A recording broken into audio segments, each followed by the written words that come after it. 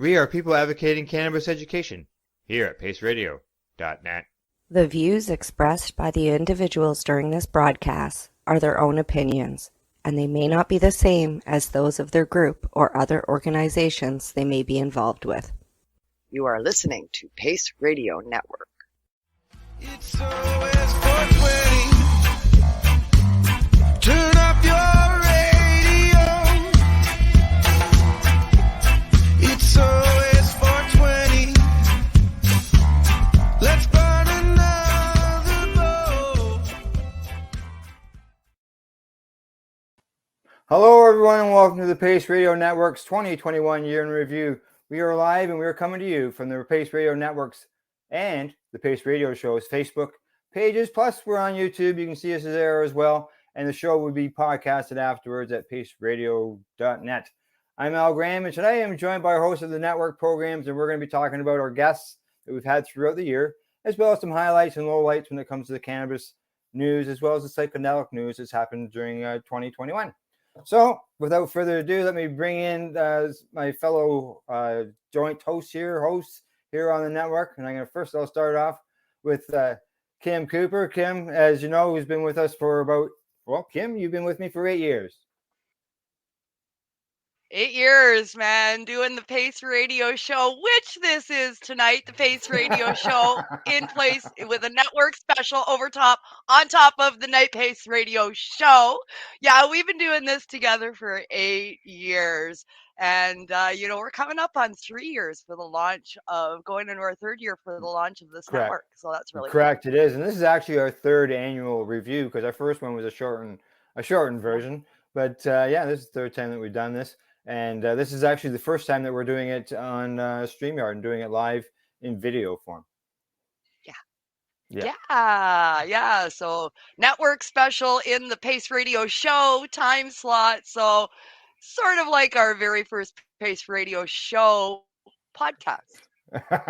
Video podcast. Video. And we have talked about it, but we haven't got there yet, right? No. All right.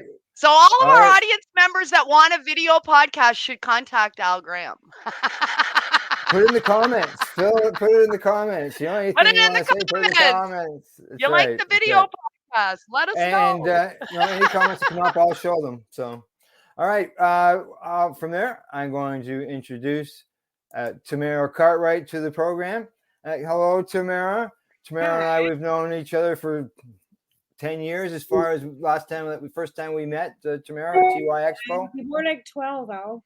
12 years. Oh, fuck. See that? You've been saying 10 years for 2 years, Al. Yeah. I was treating yourself, I believe, back in 2012 or back for that 2009, 2010. So, 2010 was the first expo. So it would have been that year. Right around, yeah. So there you go, 12 years. Yeah, 12 years. And you've been doing radio as well as video stuff now, right? As well. You did it with Al at 420 Radio. You've been doing here with us. And, it's about helping spreading the word about cannabis. Yeah, absolutely. Cannabis education for everybody, law reform, drug harm reduction. There's so many aspects to it. Like now that cannabis is legalized, harm reduction is something that I really have taken a hold of too, as well as safe supply and legalization of all drugs. I think that we need to regulate everything and get the safety back. I'm not saying that the cannabis is the greatest, but at least when you're going to get it, it's safe. The one thing I have said is at least I don't have to make a phone call and wait 3 days for some shady fucker to come and meet me in an alley to get a bag of shit. Yeah. And I hate to say that, but lots of people haven't had those experiences. I've had those experiences. I've been smoking cannabis since I was 18 years old. This has been plenty. I can remember buying a bag of weed that didn't taste like the one that I sampled and didn't work like the one that I had sampled. Yeah, exactly. So I'm not saying that it's perfect. It's not, but nothing's perfect. And I think that we just got to keep working towards regulations and making sure that everybody has access. All right. From there, I'm going to bring in, I believe, all three of these people joined us this year. Am I wrong, Kim? Yeah. I think they all joined us. Cindy Cindy, yeah, Yeah. well, we Cindy asked is her up in next. 2020, but she joined us in 2021. Yeah, there you go. Hi, Cindy. Hi, Al. Cindy is with Kim as the host on OYE as well as host on the Psychedelic Reporters. She joined us to be able to sort of do the color commentary with Kim on the Reefer Reporter, and Kim told her, "Don't worry, you will just have to be able to, follow along in the story. Just read the news. Just read the That's all you gotta do, news, right? Cindy, is read the news. And here we are a year later. Yeah, she's running the StreamYard board. She's involved in 2 shows. Three. And Three Three. shows. Three. Reefer Reporters, Psychedelic I have Reefer Reporters, and Reporters OYE. Thursday. Right. Yeah. Just read the news. That's all you got to do. Just read the Now you news, got- Cindy. Just read the news. Now you're involved in 3 shows. It happens. She's producing Tamara, one of them. What's that? That is She true. produces Reefer. Yeah, that's right. Yes. Yeah. The Thursday one. Tomorrow. Yeah. Yes. Yes, that's right. Yeah. 10 a.m. Eastern. That's right. All right. Just read the Okay. news. It's gonna be great. Alrighty. Now, I believe Loretta was the next one to join us. Howdy. And Loretta, she comes. She is with Tamara on the Canada-Quebec connection In the peace sign. and the peace sign, and we voted before the show that Loretta looks the most chilled, laying back. Today, yes. Yes. Yes. Yes. Yeah, she has been voted the most chill reporter on tonight's show for sure. Yeah. That comes out I of would say Quebec, so. this was a good combination. It's coping mechanism living in Quebec. Things are, always more challenging here. And unfortunately, for the end of the year, we did have a raid of one of the medical places that's been in business for almost a decade. And, the government's been putting a lot more stores in. They've kind of changed their tune. In the beginning, they hated cannabis, and it was like they inherited it, and they had to go through with it, but they were going to spend a lot of money on cannabis rehab and all this nonsense to give their, pharma pimp people some money. Well, hey. And now, they're liking cannabis because, of course, now they've made so much money on it. and they're encroaching. And this Dollar medical place, Green Yeah. Cross, Well, it's good to has see been it. really Things are on a evolving. major street. It's got a big sign. It's been out and proud for years and has a lot of medical patients. And so, that really sucks. I mean, it just really shows the government acting like, kind of gangsters or colonialists, as I'll say. That's like a colonialist move, gangster move, whatever. But okay. so, I think so Lots that's, of that. unfortunately, what happened as at the Loretta end of this mentioned year before in the terms show, of Quebec she's having a bit of a continuing to go problem hearing backwards. us. Can you hear us now, Loretta? Yeah. I don't hear you very well. Yeah, No, it's challenging. Yeah. Now, Tamara, you were saying something in there? It's challenging for sure. Yeah. I was just saying that this raid that Loretta's talking about, we plan on having them on our show on Monday night. I've reached out to them, and Chantel's going to join Loretta and I on Monday night on Canada-Quebec Connection. We don't normally have guests, but I think this is something that needs to be forefronted. So because it's Quebec, we're going to have her on our program on Monday night. So we'll hear a little more about what happened then. Chantel, your guest awesome. on Monday. She's a former host on the Pace Radio Show. She was recommended to me by Adam Greenplant the very first year of the Pace Radio Show, and that was part of the big. We had coverage Owen Smith on the very west coast, and then Keith was in the central end. Myself in here, and then and Debbie down on the East Coast. So Chantel was the Quebec end, and now Loretta is filling that spot there by having a voice, letting us know what's going on in Quebec. That's why Chantel was involved with the Normal Women's Alliance. She was our Quebec rep when we were doing all the pushing for legislation before the 2014 convention in Montreal. So Chantel was also part of that too. So we know her. So we'll be able to. All right. Well, this has been This has been a long introduction. Let's We're bring in in 10 our minutes, final- and our final host here is probably going, "Come on, guys!" Yeah.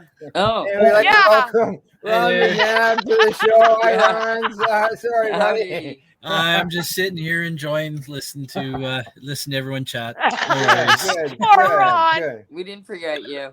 Yeah, Ron has joined Last but us absolutely with not least.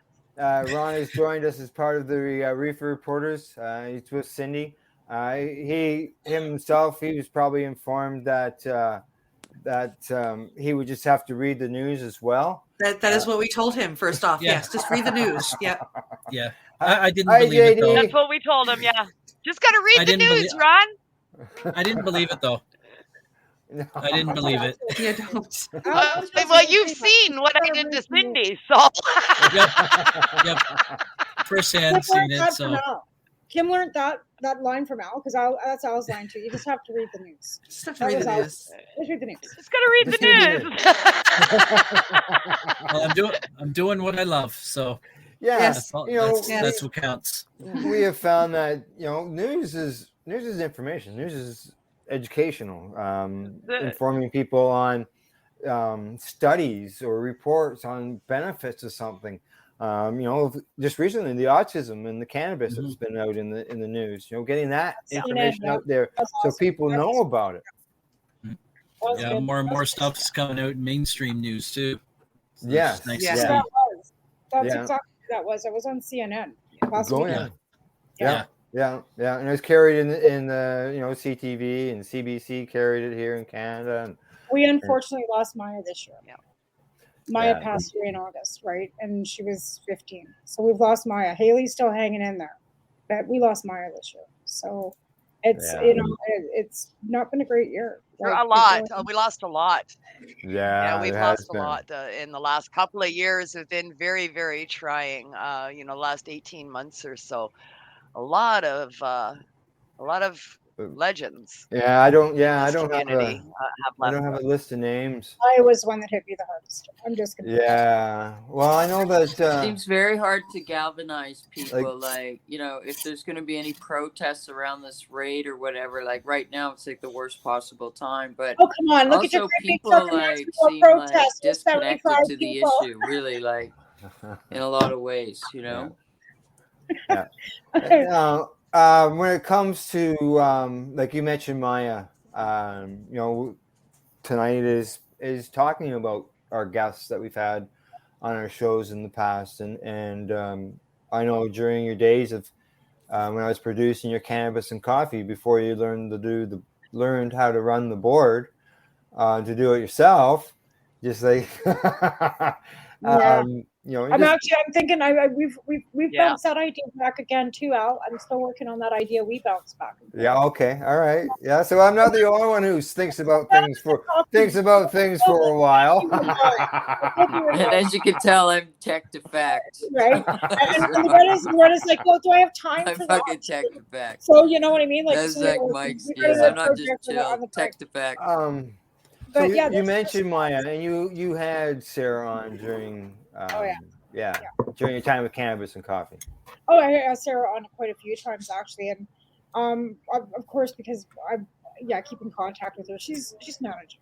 She's managing. As anybody who's just lost a child. In fact, another one of she's not really in the cannabis community, but she worked at Bonks and such in Calgary. She was part of Calgary 420. She just lost her daughter like 2 days ago. So I didn't know her daughter, but I know her.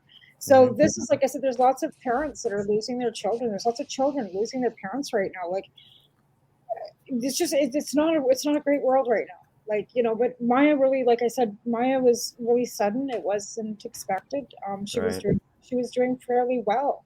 But again, we've got Haley still struggling out there. Haley's 28 years old, and Cheryl's having a heck of a time keeping her stable because of noises and because of being isolated and the fact that I remember you when you had Cheryl on as a guest on Cannabis and Coffee. Haley was part of the conversation. She's sometimes she can and sometimes she can't even speak. Right now she can't leave her bedroom, so she's wearing noise-proof earphones all the time, and she's kind of stuck in her room. And because the house they moved into, there's too much noise, and then Yeah, it's just yeah. everything changes, everything evolves for her. Keto diet is like, it's super expensive for Cheryl. They live on disability. Like, it's just a struggle for her on a regular basis. So I feel for these parents that are out there struggling to keep their children alive, and if cannabis is something that helps them, and that's even better. And like I said, I was so happy to see that Dr. Sanjay had that study in the U.S. on CNN last weekend. Like, that was remarkable. It was, yeah. You know what I mean? And it does show the difference in, and the you could see it. You could see it right during the show. Absolutely, yeah. You watch it right before their eyes. Right, absolutely. And it was the same with Maya. Like, Maya would go from because she have this tendency to bite her hand. Okay, so like, how the girl was self-harming by hitting herself, right? Well, Maya would bite herself, and it was really harmful when she would bite herself. So she'd be bleeding, like, seriously, on her hands and her little feet, right? Yeah. So you give her a dose, and they were giving her high levels of THC. There was very little CBD. Like, Sean was making like high level THC and just plowing thousands of milligrams into her to stop her from doing that, like, from stopping her from biting herself and seizing. Well, that's what works, right? Yeah, that's what works. I mean, we're even seeing new studies that are coming out now discounting the use of CBD, not discounting it, but lowering the bar for the use of CBD. There was actually another they're adding in the THC, and they're finding out about better results are happening with the higher doses of THC, the lower doses of CBD. Whole plant remedy, right? Did anybody catch that CBC special they had on CBDs where it pretty much debunked? Yeah. Any of it? I didn't see that one. They don't really do anything. Yeah. Alone, they really don't do anything. They are part of whole plant remedy. They do something when it's all four wheels on the bus, so to speak, right? One wheel on its own is the unicycle. Isolates, right? You need all four. Talking about isolates and doing all these isolates. Isolates are not good. No, and I've said that for 5 years. Oh, I know you have, Kim. Get away from the isolates. They decided they want to just start decarbing. Decarbing? What the fuck is that? You're gonna go and you're gonna bake THC off the pot first? Like, that doesn't. And I've never any baking or anything I've ever done. I don't stick my pot in the oven and cook it first. Like, I don't know what brainstorm came up with that. If that's what you do, that's okay. Well, some people, yeah. Yeah, but isolates, the science is finally catching up. I mean, that's where we're at. At least they're doing these studies, though, right? Which is a good thing, that they are doing these studies and they're finding out. Well, we've been around for how long? We've been all smoking weed for 30, 40. Before all this fancy shit, legalization, we were making oil. We were doing all this stuff and nobody was decarbing. We were eating hot brownies and nobody was making oil. That's right. Come out and say, well, there's science of this and there's science of that. I got a question from a listener. JD wants to know, extract one part of the carrot with a question mark. Yes, that's right. And what part of the carrot is the good part? Right? The carrot. It's the whole carrot that works. And it's the same thing, JD. It's the same thing. He says that's full probably spectrum Jay. only. But yeah, absolutely. The isolates, I mean, when you've extracts are fine. You can do extracts, and I mean, oil is an extract. All of these things are extracts. But when you get an extract, an individual portion of that plant extracted, and it's extracted and altered to the point that it becomes crystalline, that's no longer a natural portion of the plant. That's now a chemical that's been produced from that plant. So we've gone beyond natural medicine as soon as you get into the isolates. I've always disliked them, and I don't believe that they should be part of our medicine. Yeah, I agree with that. For people with people who find them, as a really good harm reduction for harder drugs. People. That's where I've seen them. I personally, I don't. I don't come across them myself. Wanting to stay away from, they get into dabbing, like, instead of doing opiates and or heroin or whatever. It's seen it. If they're dabbing, though, it's not an isolate. That No, would be it's an not. extract over an isolate because isolates aren't dabbable. You can't dab them. Because They won't with melt your with your dabs, you're tip. still taking your cannabinoids, right? They won't melt. So you're still Yeah, getting the that's right. insulin. Whereas if you're doing That's isolates, right. then you're starting to reduce. You're taking things out of it. You know, like if you take the wheels off the bus, does the bus still move down the road? Taken primarily? Yeah. How are Isolates are a taken different primarily? thing than isolates are used mostly for the manufacturing of CBD infused products. Oh, right. Okay. It takes out They'll buy flavor the and taste, isolate and then they use that isolate to infuse whatever it is that they're making. Oh, talking That's about mainly you what mean they're like used you for. mean like things like this? Kelly's not Yeah. here. Kelly's not here right now. Okay. Kelly's not here right now, but during a broadcast to the Reefer Reporters, I did a live on air sample testing of one of these drinks. It was my first one ever. So at that time I said, well, you know, maybe I'll try to do this during another show and see how many I drink, see if I get any buzz off of them. Mind you, with the Reefer Reporters, I didn't even smoke or didn't do dabs or anything before I drank the drink. But tonight I'll just there you go. I'll just drink her down. He's drinking on the air. You're drinking on the air. What is I'm it? drinking on the How air. is it? What does it taste like? Okay, this is a shot. This is a I'm smoking legal. I'm smoking legal. Like in a yeah. This is a legal shot of cannabis. It's 30 milliliter bottle, and there's 10 milligrams of THC in it. Okay. All right. And as you saw, I just put it on my mouth and I drank it. This cost, let's say, with tax, at my 30-minute one-way drive to my local store, is $7, $7.50, $7 somewhere around Fuck, there. I need $6 for tax, so $7. I need like 5 or 6 of them. I need 5 or 6 of them for breakfast. Well, I brought 2 of those with me, and then I brought this one. I've never seen this one in any of the stores, and I just stumbled on it today. And it's called Drift. And it says on here that it's a citrus flavored shot drink. It's 45 milliliters. God. I've never tried it. I've never tried it. 10 milligrams. Still just 10 milligrams, though, Correct. right? Still just 10 milligrams. Okay. Now I also. Yeah. And again, I need 5 or 6 of them for breakfast. So then I tried this. I got What's this. that? This is a powdered drink.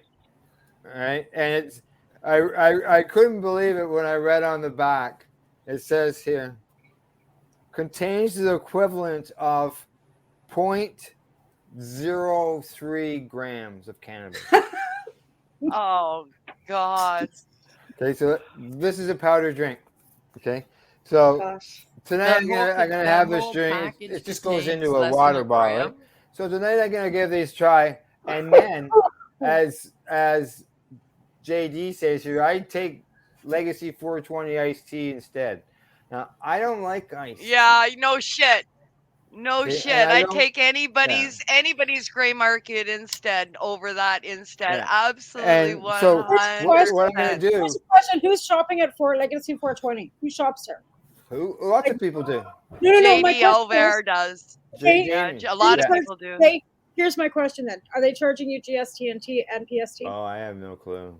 I want to know this. Oh, okay. No, it's native land. They don't. Oh, okay. So no, I'm okay, telling no. Yeah, no, they don't. I've shopped there and they don't. I've shopped there and they don't. So Tamara's I didn't pay any tax. Okay, so Tamara's question. There, JD said no. Yeah, JD says no. Okay. Yeah. JD says no. There you go. All right. So you're being charged tax. I didn't pay tax when I shopped there. Tamara's being charged tax. Now, Ron, you said you guys got some legal Ontario authorized stores on reservations near you, right? Yeah, there's 3 of them. Yeah, we do. All in North Bay area. All on the same road. All on the same road, right on Highway 17. The reserve is on both sides of the highway. and you can go in there. That's when I have to buy, I go in there, because why would I pay 15% tax or 13% tax in North Bay when I can save that money and shop at the So it's a rice legal stores. store, but they're It's a not legal allowed store. to charge tax on their products because it's on native land. So even Really? though Yeah. it's So a it's provincially run store, your products are still tax free because native land cannot charge tax. But they are here. So I don't know what's going on over there in your area, there, BC. the other there, direction, but Kim. what they're doing is right fucked up. Because even no, I'm going the right way. Her way. There you go. I'm just saying. There you go. I'm just saying. And Yeah, well, yeah, because you're not allowed. No native stores Well, there you do go, that. Tamara. You know, maybe Yeah, no native ask some stores in questions. Ontario do that. Legal or black market, they don't charge tax. Yeah. We have a There you 20. go. We have a 20% vape tax out here too. So in Alberta, they don't have a vape tax Yeah. on the tips here, but out here we've got to pay GST, PST, and then 20% vape tax. Really? Yeah, no, yeah. Wow. No, none of the stores here do. We've got a couple of reserves up the road from me. One of them's got a native dispensary on there. And no, there's no tax in there And either. There's OCS none in the Green authorized Mile that I've been to. Any of the ones in Ontario. Wow. None of the ones OCS in Ontario I've authorized ever had to pay store tax. on a reserve, no tax. Wow. That just Yeah. All right. Yeah, Well, 'cause I'm in a spot where I is got a anything on your reserve. native land can't pay tax. Yeah. Like I'm in the middle of two reserves, Tioga and Alderville. You know, two very large, well-known reserves with lots of stores on them. And Like hundreds of kiosks. Yeah, and there's no OCS authorized stores on either one of them that I'm aware of. There's like 40 or North so Bay, on them. from my understanding, when that story broke, I remember when that story broke and we did cover it. I was still on reefer then, and we did cover that. And I was all like, holy shit. So it was the only native band that made a deal with the government here in Ontario. Now, others have done it, I think, in Saskatchewan. Another band did it as well there, but this is the only one in Ontario so far that's made a deal with the feds or with the province via the feds, and they've brought the legal stores onto their reserve. As far as I know, the one there is the only one so far here. Now this in isn't Quebec, they kind of represent, paradise in a way, because otherwise it's like, the government monopoly, which is like the Soviet Union. It's pretty bad. So the dispensaries out in Oka kind of represent so much, freedom and free market and such a variety of prices. And of course, the prices are much lower than the government stores, but the government stores do have lineups for people to go in. Like people, they made the most money ever, when the pandemic hit. And they just also decided it wasn't as evil a plant as they were led to believe or whatever. So they started adding more and more stores like crazy. And they're really trying to cement their monopoly. But the dispensaries out in Oka are kind of like I say, they get perceived like paradise, for a lot of people in Quebec, for sure. I'm surprised to hear that Oka went. I'm really surprised that Oka allowed the OCS in there. Back to my iced tea comment, and Legacy 420. We'll probably do another one of these video style shows when it comes to 420. And I plan on doing the same thing with product from Legacy 420. Anywhere that like that where I know that it is tested stuff. And he's down there. They have products like this powder stuff. They have iced teas. I don't know. The last I was there, they didn't have any juice products. But times change. Things are added all the times to their menus, and there might be something at that point. So I plan on doing something. Speaking of adding to the menu. Yeah. speaking of adding to the menu, that's the perfect segue there. There's a lot of other products that are popping up in the marketplaces, both in the gray market or legacy markets that are out there, such as Legacy 420 and many others, as well as legal stores experimenting. Oh, you thought There's nothing inside it?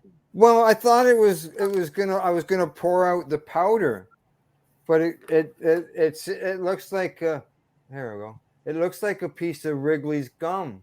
Oh yeah, it'll be like one of them like little like that add Oh water. my God. So it'll be in that, and then you take the end of Add that, water. So you put it in a water bottle. Yeah. Yeah, it's like one of them flavored drink crystals for the water bottle. I don't know if you noticed, I struggled Yeah. to open the package. I was trying to open it up at the wrong spot, I guess. Yeah. Difficult stuff, from the OCS. Anyway, where I was going with that is a lot of other places are experimenting with other products as well.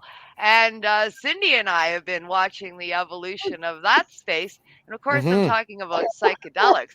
We've got cannabis LPs now that are putting in licenses for Section 56s, and they're growing mushrooms right here in Canada under their LP licenses.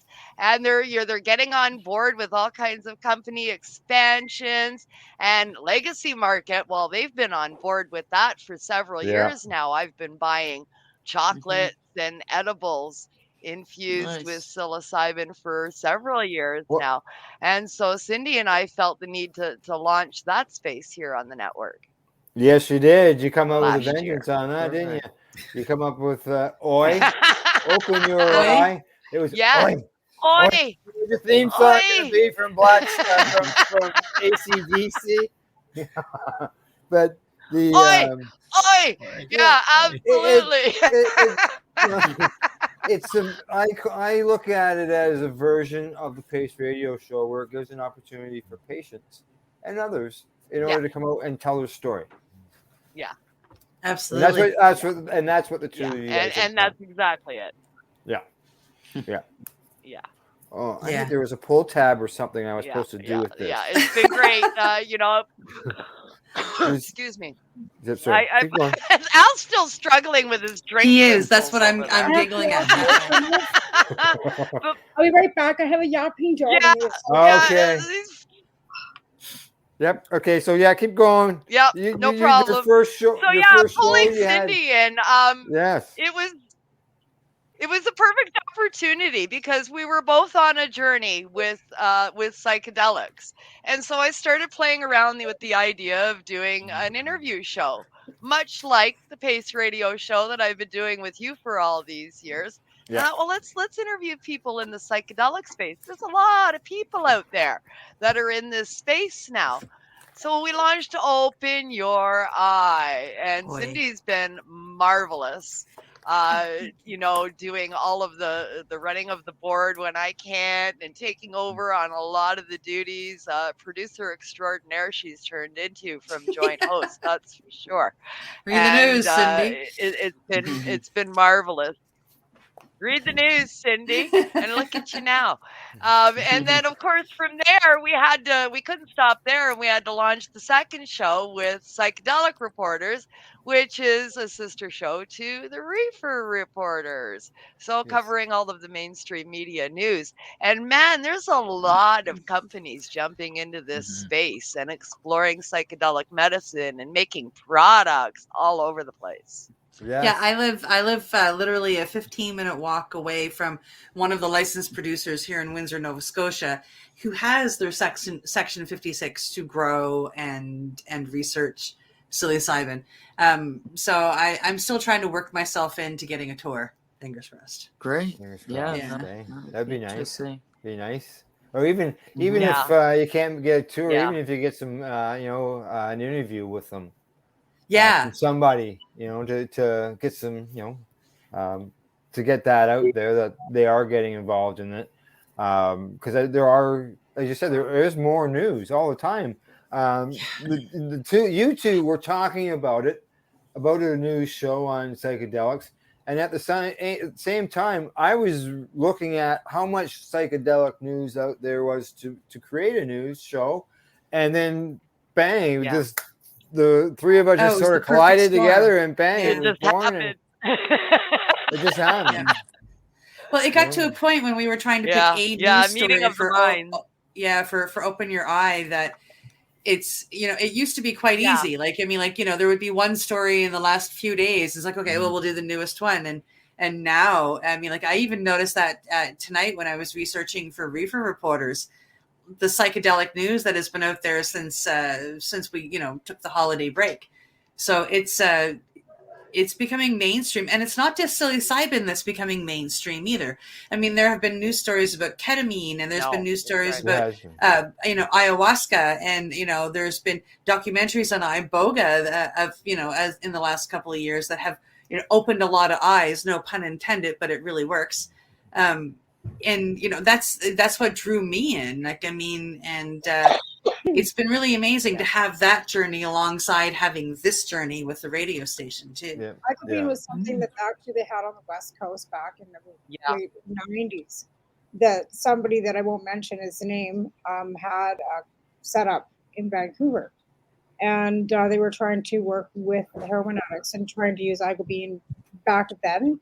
I don't know whatever happened to. I don't know how that resulted, but I know that a lot of people are using kratom too. Which is something that they've added for harm reduction. Yeah, well, there's many psychedelics. There's so many. But kratom's not. I don't think it would classify. Yeah, there's so many out there. I find it's.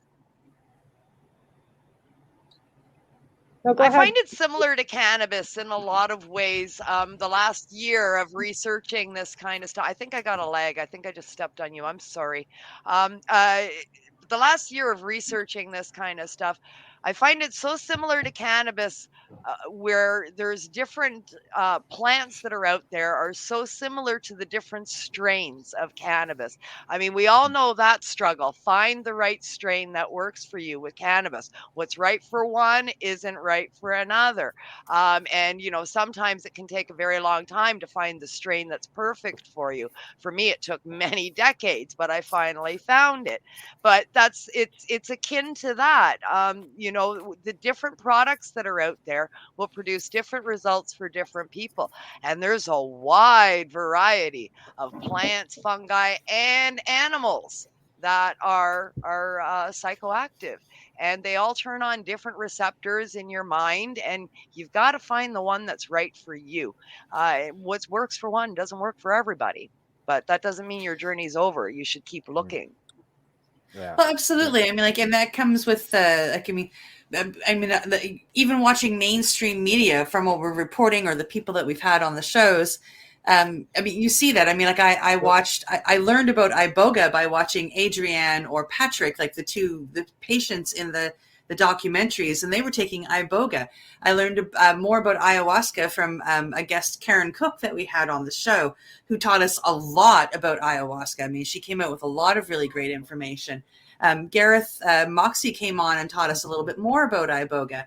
But then you watch news stories as of late. There are ketamine clinics that are popping up all over the place, and ketamine is one that you can take. It takes an afternoon to go through this particular ceremony or dose, whatever you want to call it, and then you're released to go home, and you can get yourself home. So it's a 4 to 6 hour turnaround versus a 5 to 6 day turnaround like I had with iboga. And it's really amazing to watch this happen with a variety of patients, but it is like, we've had somebody on that iboga didn't work for at all. Like, it was the complete opposite of what they needed, right? Well, let's like, we heard a bit Tamara talking there about Maya and Haley. Is there some of the patients offhand that come to mind, the stories that they came and talked about on the show about their experiences and how it's been a benefit? Karen Wookie, for me, the top two were Karen Wookie and Steve Mather. If I put a third one in there, I'd put Tara Simpson in there. They were the top three for me for patient stories. But we cannot leave out the one and only, the wonderful Miss Allison Meriden. But I don't include her in my patient stories because she was on our lawyer's show.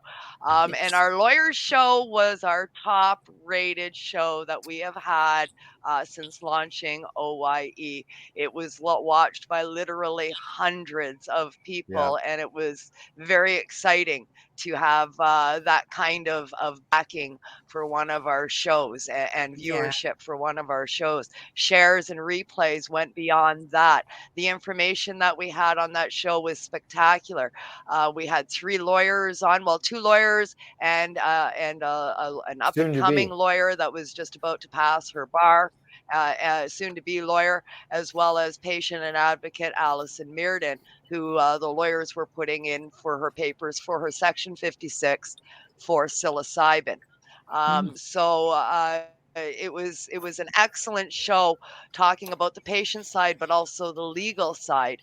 But when you just focus on patients alone, I gotta say, Steve Mather, Tara Simpson, and Karen Wookie were extremely interesting, and they all had different paths and different substances that they were using for their journeys, and the patient stories were wild. Of course, Karen Wookie, she's an executive producer for several mainstream media TV shows, Ice Road Truckers being one of them. I think everybody's heard of Ice Road Truckers. She's producer for that TV show. She does many mainstream media TV shows, and she hosts ayahuasca ceremonies in her house. Yeah. She works with a shaman, and they come in and do that. It was amazing. She puts up blankets on her windows and blacks out the house, and everybody, 10 people come over, and the shaman come over, and this is it for the weekend. Off we go. It was really spectacular. Now, I have to agree. Now, also another new show that started on the network, not psychedelic, but a show that started on the network this year, was with Tamara and Loretta, and that's the Canada-Quebec Connection. And Tamara and Loretta, you want to speak? What motivated you to do a show on Canada-Quebec? Quebec. But Quebec gets left out in terms of, Quebec is being from Toronto and, coming from a certain experience. I moved to Quebec almost 15 years ago when I became a grandmother. And basically, it's very hard in Quebec to bring people together politically, like for cannabis. It's been very, very challenging because of the, the French English thing is such a thing. And then this government kind of has taken this backward approach and, in some ways sent cannabis backwards and whatnot. So, in conversations with Tamara, it was thought maybe we could highlight a little bit of what's going on in Quebec, even though it's challenging. But that's what we set out to do in the fall, and that's what we've been focusing on, kind of back and forth, but also just a lot of political. Now, Tamara, I know when you first approached me, one of the first things I said to you was, you're in BC. Right? No, it's because I've got like I said, I went to Montreal in 2014 and just loved Quebec, right? Loved Montreal. I read it was out there. It was something, and because there was so much different change going on with legalization, the difference between the laws within each province, and they can't grow 4 plants in Quebec, what we can in British Columbia, and the fact that we can't sell, pot T-shirts and have any literature out in Quebec where you can in British Columbia, Alberta, wherever else. So I really thought that was arbitrary. And I figured, we don't focus enough on Quebec. And through this whole, even with legalization and everything, like Loretta said, Quebec's been left out.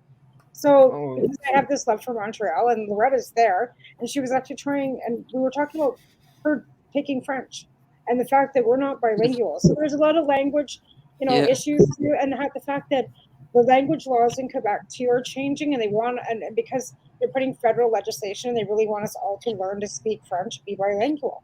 And how it's different out west, like our kids we don't get taught French. Like they go to school from 4 Do to. they still have that law in place where you can't have a cannabis leaf on a T-shirt? You know, it's insane because the first head shops in Canada were in Montreal. You know, like Montreal was the pioneer in terms of head shops. You know, and now with this government, when this government came into power, like I said, they sent it back like 50 years by, the head shops all had to cover up. Glass blowers get criminalized and fined if they sell bongs. It's like ridiculous. Right. And, and also they made it tough for smoking on most of the streets. What's that? The beautiful bong stores that they did have. Well, it's just, a lot of glass blowers left, unfortunately, but some have stayed, which is great. Did you say you can't? It'll change. Did you say you can't smoke on the street there? Not in some streets, yes, but some neighborhoods, no. Like they allowed like a vote neighborhood by neighborhood, basically. Like really, and people do get fined, like big fines. Are there signs up? What if you're visiting? Are there signs that says this is a smoke-free neighborhood? Sometimes, oh my God! Sometimes you see a sign, sometimes you don't. Yeah, like it's. But hey, there's the booze on the street. You go to Light Fest in February when we were there during the convention. There was booze vendors everywhere. You could buy Baileys and coffee on one corner. And Marula, you wanted fucking vodka, just walk a little farther down. There was a tent fucking selling vodka. But it was also, Montreal was also known for toking on the street. And that's another thing the government kind of pushed back. But I mean, I think the people push back and the cops don't really care. So that's kind of what's happened. But then I do have friends who've been like fined, and they're fighting it for toking on the street, like, and then also, whatever. So things kind of went backwards in some ways, unfortunately. So, but it's, it's ironic too, because really Montreal was, always leading the way in terms of cannabis. Yeah. It's like that. Now it's like last place, so. Yeah. Yeah. And really out here too, like in British Columbia, like we were leading in, with black market and, BC Bud and everything else. And arbitrarily, we're behind everybody now too. Like Alberta's got more stores than we do. Alberta, the most conservative province in the whole fucking country. And they're like hand over fist. They got more LPs, more stores, more freedom for cannabis in Alberta than we do out here. And people in British Columbia are still struggling to get their provincial licensing for stores, for everything. Another little tidbit I heard today too, that there's some, buddy in London, Ontario, won't mention his name again, with last name starting with E, brother can't get a license for a store. Oh. Just so you know, you see a comment there. JD says that, that's why the cops looked at me funny when he was vaping walking down the street after the Habs game. So he must have been in Montreal recently and was vaping and got some funny looks. Which is crazy. Now you know why, JD. Now you know why. Keep vaping. I'm going to bet that was J, because I don't think it was D. That was no, exactly. Maybe, but I'm going to guess that it was J. Yeah, exactly. Okay, just to give you a review on the powdered drink. I put it in straight water. Yeah, ew. How's it taste? You'd have to mix it in something. Like it. I won't finish this, unfortunately. Like it's done. Oh God. All right. Maybe if I can find something to add it to. Look at JD's laughing at me. What does it taste like, Al? Like what is it? It's like there's no flavor, like a mango flavor. It's more of a. Was it supposed to be mango flavor? Like, was it supposed to? There's no label. There's no flavor on the label. It's just more of a. It's just more of a like. There's no flavor label. Oh God! So Like it's just here. doesn't Have even, some like it's shit. like there's like I know It there's could some taste like crystals crap. in there. It's just flavorless crystals, but Well, did they like not tell you maybe you should put in apple juice or something? that's what I would suggest. I would suggest that you put it into an apple juice or an orange juice or Yeah. something. Sounds awful. It's like 95% of the time I drink straight water, and so that's what I wanted to try it with. So there you go. I tested it with some So water. so it tastes like just like water, so you don't like water, so fuck it. Well, no, it doesn't even taste like And it's water. for shit. By There's his, something like I can see the from his cloudiness. face, it's I can for see the shit. cloudiness in it. It just So tastes. right now I'm just gonna put it off to the side, and I will that'll happen. Now there's no come real verbal term for there's no word for that. You just kind of got to go during our 420 broadcast, I'll have the legacy 420 crystals here, and something tells me that they're going to have some flavor to them. Well, if you were expecting them to like taste like, I bet you they do. I expected to have some flavor to it. Says it's supposed to be mango flavored. It should taste like mango, not like. Well, this doesn't say mango flavored. The Kiss does, and the Kiss did taste like mango. Now I've got this drift one here. You see, it's a different bottle. It's a little bigger.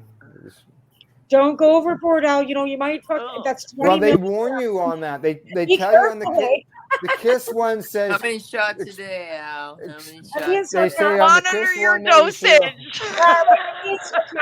Don't go overboard or anything. Well, I'll find out. Wow. So everybody else. Well, I've only had one shot. That's what I mean. Like, geez. I thought this would be my. I thought this would be my slow night. I think you're safe, Al. I wanted to be able to have beverages at a bar. This is the closest. I know thing what you consume. I think you're safe.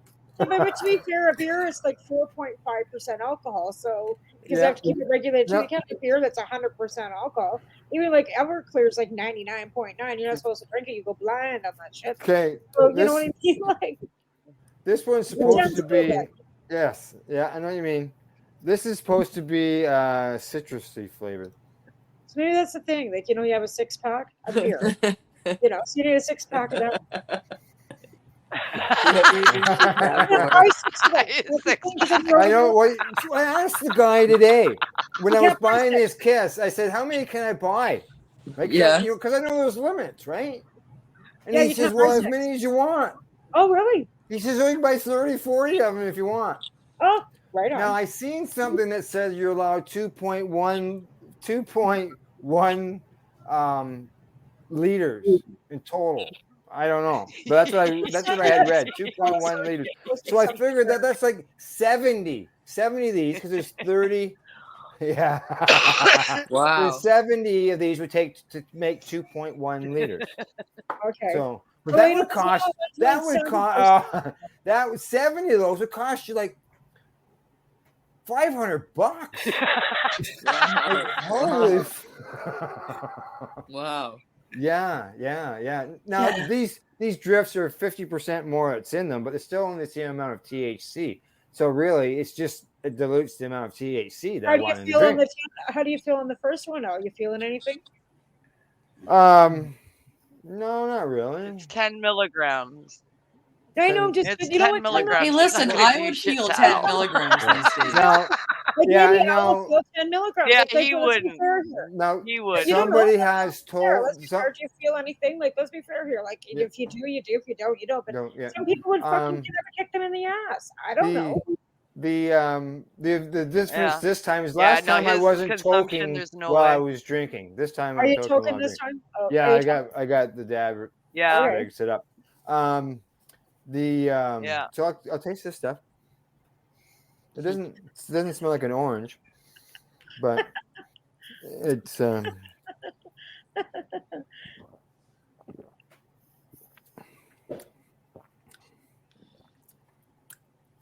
but you eat oil every single day, and you have your infused food every single day, and it's been in your diet for over 10 years every single day. So I mean, 10 milligrams, you're not gonna feel it. Yeah. No, what I've been Your told, tolerance is beyond 10 what I've been milligrams. told, and I've seen posts online. I don't know if any of you've seen it or not, but apparently, with these beverages and stuff like that, being apparently it's water soluble, so it kicks in quicker versus what we're normally used to with the fat soluble, where it has to be broken down more in your liver and system. That's what I read. Yeah, I've heard that in your too. liver and all of that. Yeah. So Yeah. that's that's part of this as well to find out, and I'm just doing it live on. So here. more processing. Here's something that I got told the other day. more I got an processing. MRI done, right? And they apparently did a scan of my lungs during this MRI, just for shits and giggles. So I smoked cigarettes for 35 years, and I smoked cannabis probably about 30, I would say, somewhere maybe 32. My lungs are clear. Like, how the fuck does that happen? Yeah. Really, cannabis is keeping I was them like, clear. are you kidding me? Coughing Like, you do from the cannabis gets the tobacco out. Whatever's working, I don't give a fuck. That happens a lot with smokers. I'm a smoker too. My lungs are good. Yeah, like I was just like, right on, because you kind of worry about when you smoke cigarettes, right? But yeah, no, I was happy about hearing I got clear lungs. It's a background war. How does that happen? Like, is it the cannabis that's counteracted the tobacco? Whatever's been whatever, yeah. But maybe maybe that's exactly what it is. But maybe it is because I would say it's the cannabis is outdoing the tobacco end of things. Right? Yeah. I'm like I honestly believe that, because even when I cough, like I don't cough up a bunch of gross stuff. Like, so I'm thinking cannabis is preventative for anything for lung cancer. So start smoking fucking cannabis and get down to it. Like, well, talking about cancer and that, Kim, talking about one of our past guests on the Pace Radio Show, Corey Yellen. Yeah. Oh, yes, Corey Yellen. That was a great interview. Yeah. What a great interview. What a great and brave lady. So knowledgeable. Oh, my fucking God. That woman knows so much about cannabis as a medicine and, titration levels and what to do for what ailment. She's logged all of this stuff. Multi-strain oil, absolutely, multi-strain Ron. oils, multi-strain oils. Multi-strain oils, 20 to 20. Yeah. 1-to-1 ratio, 20 to 20. Specifically made for the patient. Yeah. Like, wow, Yeah. Well, she doesn't make it herself. Like, she puts all that together for somebody. She knows the recipe. She's a network of who gets, but she's during the is she in Victoria or Vancouver? Yeah, Victoria. During the Pace Radio Victoria, Show year I in believe, review. yeah. Kim and I did a year in review show of the Pace Radio Show, and I had to reduce it down to 10 minutes to try to, like our program was 2.5 hours long as it was, and I reduced hers down to 10 minutes, and just listening to that is enough to, put tears in your eyes to what she went through, and it's just a tiny little bit of her story, and it's and it was that was a big decision, just a sliver. Yeah, it was, and that was a great interview. I mean, she's a great speaker. She speaks very cohesively, very very clearly about what she's doing, and her results speak for themselves. I mean, people come to her from all over the world now, seeking advice. Because of her success rate. Yeah. It's it's if you haven't, anybody out there is watching or listening, if you haven't heard her story, check her out. It's I missed her interview on the station here, but I listened to it afterwards, and it was just out of this world. Amazing. It's quite the interview. But that's riveting one lady. The other one that I really like, the other show I really liked that I'm really happy we did this year was, of course, Olympic gold medalist we had Mhm. on. I mean, how cool is that? Ross Yes. Bigliotti was on with us, Olympic snowboarder extraordinaire, and Stoner, a fellow cannabis grower and consumer. So I he's was doing some pretty cool things out on the West Coast. I was just talking to one of my boys about him today. Showed him well, he didn't listen to the show, but I showed him the intro for the show as to what was his story and in the background and that. Yeah. And when I mentioned about Ross Gold, he said, "Oh yeah, I've heard that brand. That's a really, really popular brand." Yeah, there you go. There you So go. Yeah, Ross's Gold. yeah, Yeah, Yeah. Ross's Gold. really good interview. Yeah. That's cool. Yeah. There's Yeah. yeah, there's lots of different interviews and the people that we interviewed throughout the year. And I just sort of want to mix things Yeah. up. I just, talk a little bit about this show and a little bit Oh, we about did that grassroots show. too. You And forgot that about way everybody grassroots. gets involved in the conversation. So We it bounce around. forgot about grassroots. So Yeah. Okay. We'll get there. We'll get there. Hang on. And you know what Grassroots. I'm starting to do? Grassroots. I'm starting to put the show logo that we're talking about in behind. That's Yeah, you've done some nice special effects there, Al. What was that? Yeah, Loretta? that's a good idea. It'll stop me from playing with it. That's a good idea. Okay, I'll leave you alone. I won't change it on you no more. So, I want to get back. Doing it too. I've been down here pushing buttons to bug them. Okay, Loretta, what did you say? I said the backgrounds have been awesome, like your there little you change ups and little celebration pics, and no, it's been very creative. Good. Okay, so grassroots advocate. What that is basically it's a magazine that PACE, People Advocating Cannabis Education, created after the demise and the ending of Treating Yourself magazine. Treating Yourself magazine was published for about 8 years, up until 2013. And when that ended, I had several businesses who I was distributing the magazines to that approached me and asked me about, what can we do? What can we hand out to our customers? I had one business person wanted me to buy Treating Yourself. Like, there's no way I was going to be able to buy Treating Yourself. No way. So what I eventually did was I was asked from Casper at Time for Hemp about producing something for him. So I had created something for him, and then when I left there, I started to create Grassroots Advocate and distributing it to all these stores that were within our area, as well as being shipped out. They were shipped to the East Coast. They were shipped to the West Coast. Tamara talks about receiving some and handing them out. So basically, it's a replacement of that. And each issue came out with an editorial that I had written, a medical article called Cannabis and You, something that I found online. Some blogs were there, recipes. Recipes were one of the biggest things that I found during my days of Treating Yourself and doing the public shows. People wanted to know how to cook with cannabis.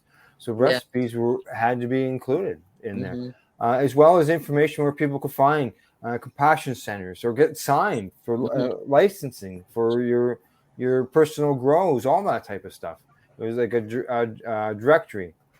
And so I produced that, and then eventually cost just became a problem with that. Printing wasn't cheap anymore. And hi Terry, how you doing? And I stopped the printed end of things.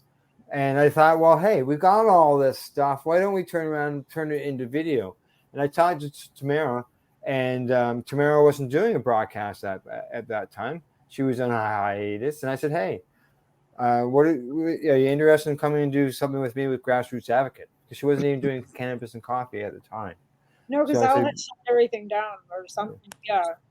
So Tamara joined us to start doing Grassroots Advocate, and we started to go through the magazines and showing the magazines. Well, actually, before we started the show, we had to just go off because we were doing the radio. So we just talked about the magazines and the articles that were within them. And then now when we added StreamYard, we can start showing the issues. Some of it is being that it is probably 5 years old, some of the information that's in there, the 4 years old, it gives us a look back at the news at that time and the way things have progressed. So it's sort of like a flashback in time. Recipes never go old. Right. Medical information, where people find out about how cannabis can benefit with Crohn's, for example. Maybe that's only a little bit of information there. Somebody will hear us talk about that will turn around and they'll say, hey, and they'll start Googling it and they'll find even more information. So it's just how many years did the magazine go for? The magazine itself, treating yourself? About 3 years it went for. Okay, yeah. No, so we're doing it this way right now, but we're going to run out of issues.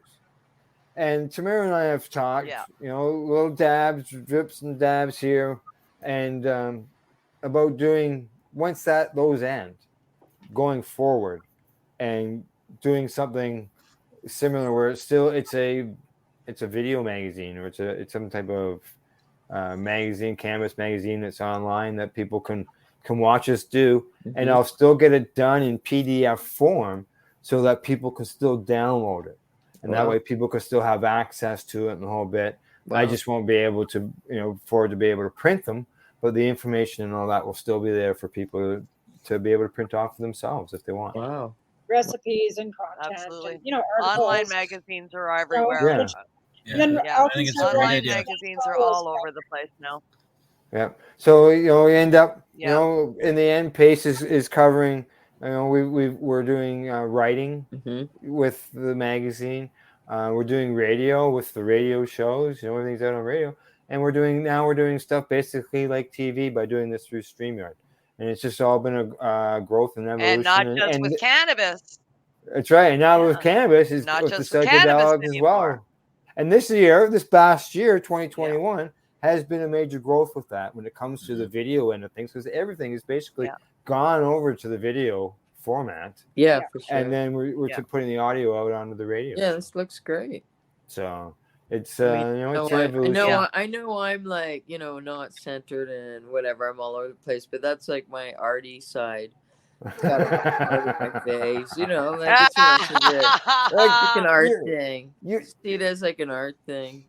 You got the chill. Yeah. See, that's the same thing during our show. So sit on there and it's like she's laying on her bed and she's bouncing all over the place. The camera goes swinging back and forth. Absolutely. I got it set up. I'm just sitting here and in my little chair. My hand was getting tired, so now I got a little rock behind. Everyone laid her time. Like I don't start at 9 o'clock my time, which is 9 o'clock her time, right? That's perfect. Like, it's only 7 o'clock here, where it's 9 o'clock there, right? And it's 10 o'clock in where Cindy is, or like that. Yeah, East Coast. Yeah, in the time zones, right?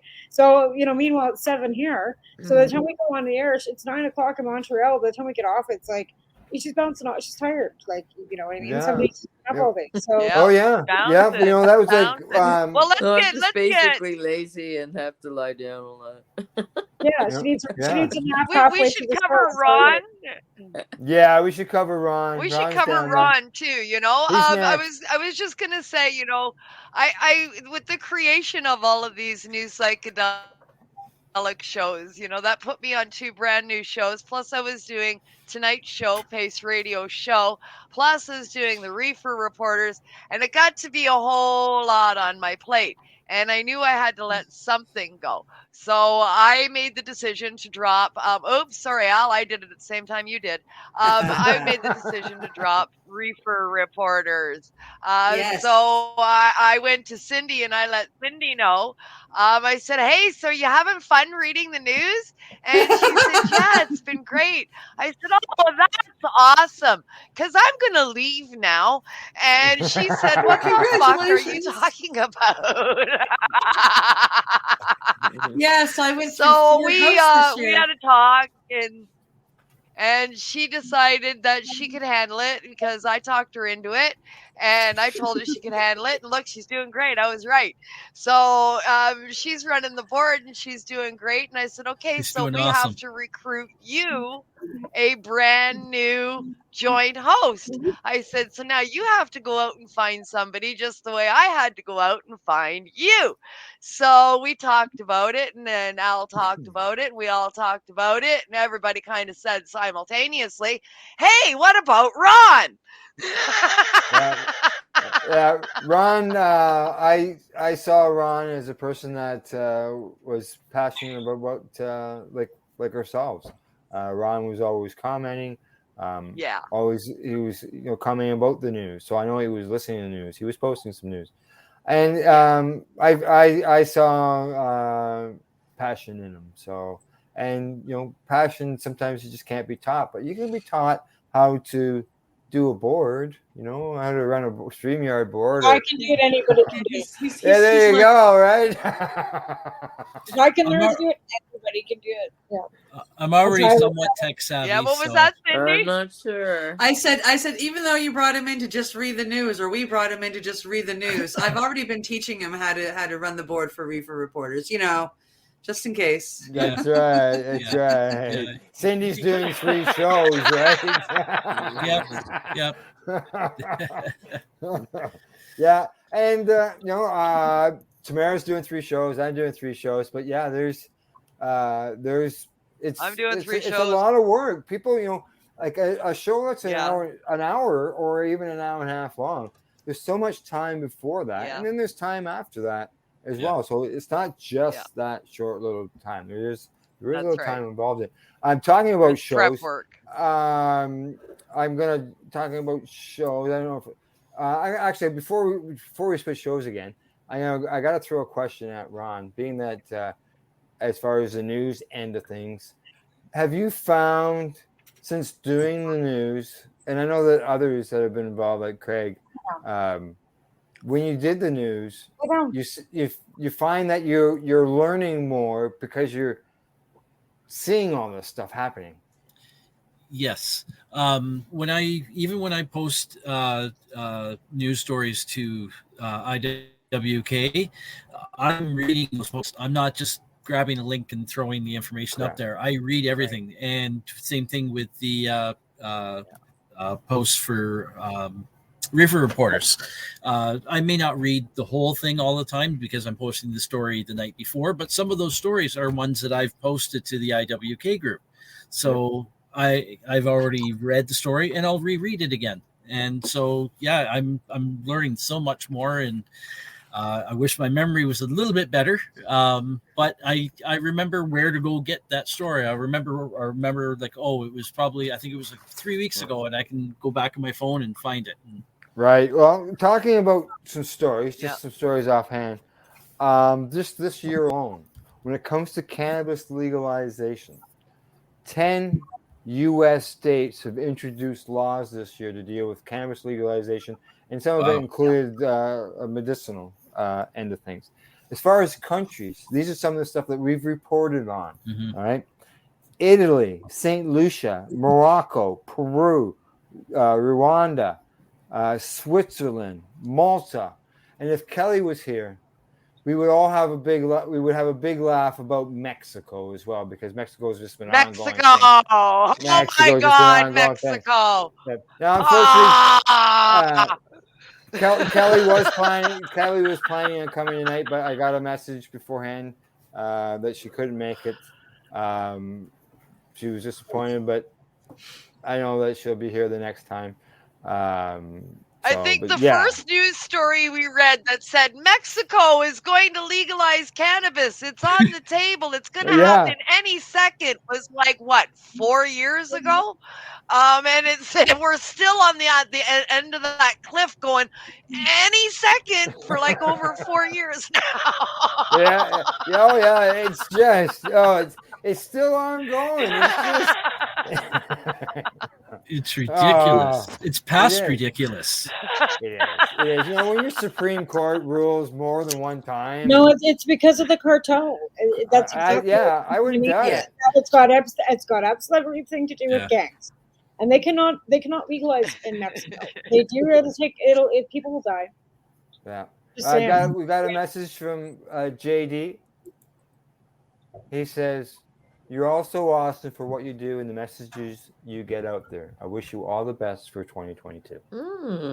Aw, thanks, Same to Jay. you. Thanks, Same Deb. to you, JD Oliver. Both you There, and your baby as well. They had a brand new baby in 2021. that's right. Yeah. That's Their right. first They did. child. That's right. Yeah. That's right. Yeah. See, Surrounded by all the little Ollie dogs. all the dogs. That's right. Exactly. All the little Ollie dogs. What else? Oh, on the cannabis legalization things, I've got on here was a bit just to touch on the fact that one of the stats that they noticed when it comes to Newswise that they brought out was the fact that when it comes to accidents and stuff, the insurance companies aren't reporting any increase, like when it comes to accidents or accidents being reported at hospitals. Anything like that. The sky didn't fall. The sky didn't fall. Crime actually went down. That's right. Yeah. So they've also done a national cannabis survey. I've got it here if we get to it, but it's just the sky didn't fall, just like you say. Yeah. Oh, yeah, little Ollie. There we go. Ollie. Little Ollie. Little Ollie. He's so cute. There was something on the Wolf today on the radio about the 17th, January the 7th. Betty White's birthday. Would have been her 100th. January the 17th. Birthday. Betty White's birthday. Betty White was a big supporter of animal rights. She was. So what they said on the Wolf today, they were talking about, there's out there on social media, people were talking about making donations to rescue centers, animal shelters, stuff like that in Betty White's on memory. the 17th. Yeah, on the For her 17th. birthday. Yeah. For her birthday. If everybody can donate $5 to Correct. some sort of animal help on January the 17th in Betty White's name, it would make her like happy, and I would have to agree. And if you are, yeah, absolutely. And if you have no idea, like, who do I give it to, where, like, which one's a good one that's actually going to use the money, I highly recommend the Ollie Dog campaign through J and D Olver and Jobin. They do great things rescuing dogs. They're recommending their humane society. Of course they are. And they're a nonprofit themselves, and they're sending you to a different nonprofit. That's because that's who they are. But, they do great things as well. And they need stuff like fencing. They've built a larger kennel outside so they can take on more dogs. It needs to be completed. There is a GoFundMe account for them. So they're very modest, and they would never ask. And they're going to send you to the Humane Society when they need the donations themselves. So if you are looking for a place to give, check out Ollie Dog and what JD Olver Jobin is getting. Ollie Rescue. There you go. There you go. It's right there. His Facebook page. That's where it goes. He posted his they're doing menu. some great He stuff posted, they could he use posted to a help. menu recently of what he fed the dogs, and you could almost serve it at a restaurant. I'll tell you. Yeah. and duck Live eggs food, and man. then quail Raw eggs, food diet. as well, Tamara. Yeah. I think it was. Yeah. So. Okay. Well. Raw Okay. food Now diet. from Reefer Reporters he says that we are a registered nonprofit. There we go. So, Cindy, how's it been running the board and taking over and filling in, going from reading the news? We haven't really talked to Cindy. We talked to her on a little bit. Yeah, that's fine. How's it been? Oh, it's been great. Yeah, no, I thought I was just going to read the news a year and a half ago, but I've been loving learning. I've been Open Your Eye has been amazing. It's been a lot of fun. We've met some really amazing people through the talk show. So yeah, no, it's I've loved the experience. This has been fantastic for me. Good. Just Awesome. so you know, Awesome. all your dogs say and the you're dogs eat settling better in than good, right, Ron? Yeah. Yeah. Yeah. Oh, You're Ron and I settling have in well at Reefer had there, fun. Ron. I mean, we must laugh half the way through our show. That's absolutely for sure. There you go. Just so you know, Carolyn I says think hi. Ron's frozen. Good sign. Is Ron frozen? Yeah, He Ron's is, frozen. yeah. So he's frozen. He'll be back. He'll be back. There he is. Oh, There he he's is. sort of Am I chiming back in. now? There he There he is. is. Now he's Yeah, back. you're back Am I now. Yeah, my You're internet here. is Welcome kind of back. So, but no, I've been enjoying myself. Settled right in, kind of dove right into it, and I actually listened to the shows afterwards, kind of to critique myself and see where I can improve and or whatever. And I get as Cindy said, we have a laughing time during the show, and I get to have a laugh after the show sometimes too. So, I've been enjoying myself. Good. Awesome. That's what Awesome. we want. It's awesome. Is it something you enjoy to do? You know, we all want to be able to do that. Yeah, We've and all you're got doing a that- great job too, by the way, both of you. Thank you. Yeah. Both Thank of you. you. The shows are great. I listen in as often as I can. It's usually playing in the background while I'm working, but yeah, you're doing great. The shows Okay, are what do we great. got? We got 9:30. What do you say we take a commercial break? Okay. All right. Sure. I'm going to take a commercial break. And when we come back, right, I've got some information here as far as where we're heard at. And I want to talk about one more. I want to talk about another Pace Radio show, too, when we come back from the break. All righty. And Cool. as well as other shows as well. I got some. All I'm right. sure that there's more to discuss here. We've only been like an hour and a half. Yeah. It just flew. Only. That's all.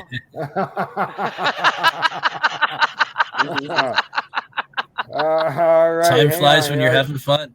Yeah, exactly. It's just I'm just sitting here listening and getting involved in the conversation, and now I'm looking for stuff, and I'm being have to scrolls up and down here.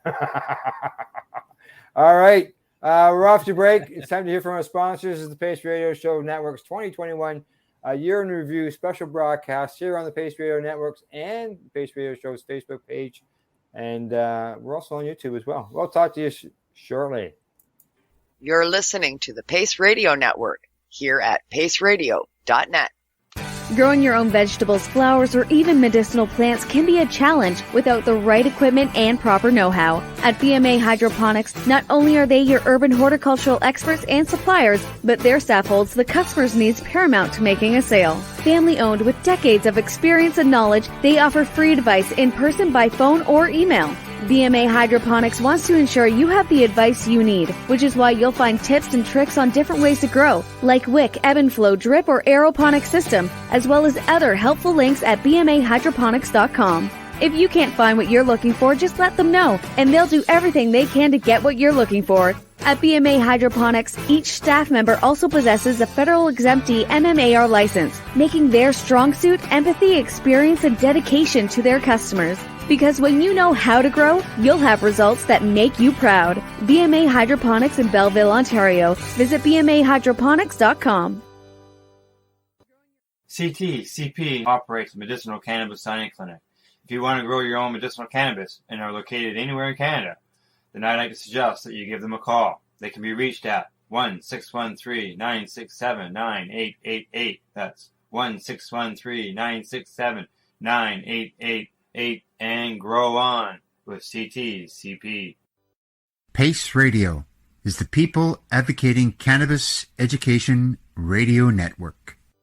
A doctor's job is to relieve your pains, and when it comes to growing cannabis, the biggest pain is trimming. Let Dr. Buck Cannabis Trimming Solutions take the pain away. Whether you're a home grower or a commercial operation, we have the cure. From 4 plants to 400 plants, garden size doesn't matter. Dr. Buck Cannabis Trimming Solutions comes to you with years of experience and professional discreet service. It's simple. We trim your weed, and we do a damn good job. Visit drbuckcts.com to book your trimming. Enjoy the buzz of legalization with Campbellford Lifestyle Shop. From lights to plant nutrients, books, consumption accessories, and more. We've got all your basics to grow or consume cannabis. Visit our info center or take a look at our piercing services and body jewelry, now available in-store through Campbellford Lifestyle Shop. 17 Bridge Street West, Campbellford. The People Advocating Cannabis Education Radio Network, found at paceradio.net, provides its listeners with news, information, and a place to be heard. This is done through our 5 weekly live video and audio broadcasts that cover cannabis and psychedelic news, plus those we interview. We get started Monday at 10 a.m. Eastern with the Reefer Reporters. Then at 9 p.m. we're live with Canada Quebec. Tuesday brings you Open Your Eye or the Psychedelic Reporters at 7 p.m. Wednesday at 8, we are live with the Pace Radio Show. But we're not done yet, because on Thursday, the Reefer Reporters return with another Reefer Report. Meanwhile, once a month, Thursdays bring you the Grassroots Advocate, the Pace Radio Network's audio magazine. All these shows, plus more, are found right here on paceradio.net.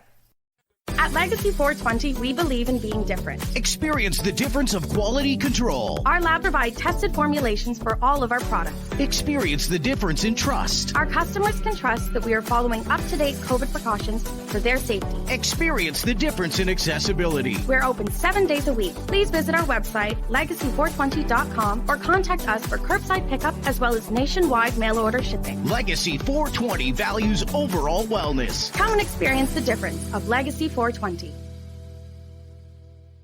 You're listening to the Pace Radio Network here at paceradio.net. Hey, welcome back. You're watching and listening to Pace Radio Show's 2021 year in review, and I'm trying not to cough. That usually happens to Kim when we come back from the show. Last minute dabs, I know what you mean. Those last second dabs. Oh, okay, good. Yup. It happens.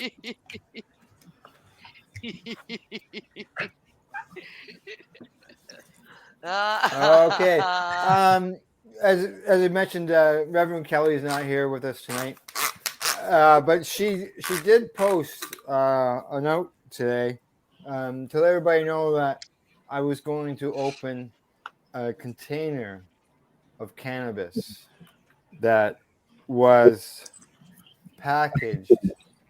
I blanked out. This is a patient bottle who I've gotten from the family, and the patient has passed on. And when I saw that it wasn't open, I went, wow, really? What's this stuff? What's it like? What's it look like? What's it smell like? Right? So it was. So this is LP cannabis. Yeah, correct. Yeah, from Alpharia. And this was back in August of 2016.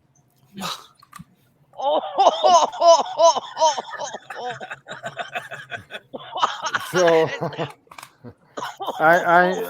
I'm curious to as what it smells like.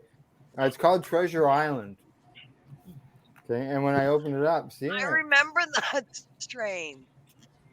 Wow. I remember that strain. I sure don't. Treasure Island. Like tuxedo. I remember that strain. Okay.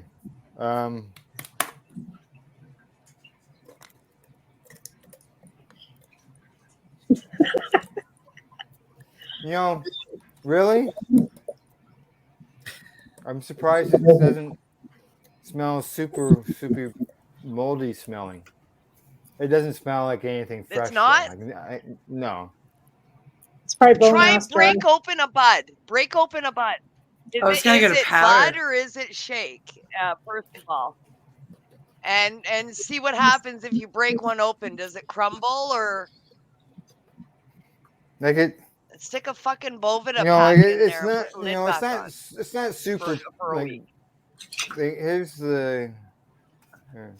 Oh my god. So do this. Do one of these. Yeah, do one of these with your finger. Okay. Do one of these with the bud. Popcorn fart dry. Yep. You know, it wasn't.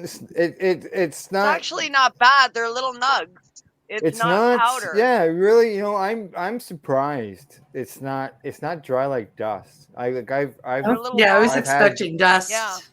Yeah. and Yeah, me too. And this So I was wonder not. This how it wasn't. would be This with a wasn't. Bovida pack. How would it be? What? With a Bovida pack, if you stuck one of them Oh, yeah. moisture packs in there, put the lid back on for a week. You know, like it doesn't, like, I've smelled worse cannabis, a lot worse, like, and something that was a lot newer, like, as far as, so Well, like it's not in something that, 2016, they were yeah. allowed way less chemicals, so it might be better than what we And, you have know, like, today. Because now they're allowed. I think the last time I checked it was like 97.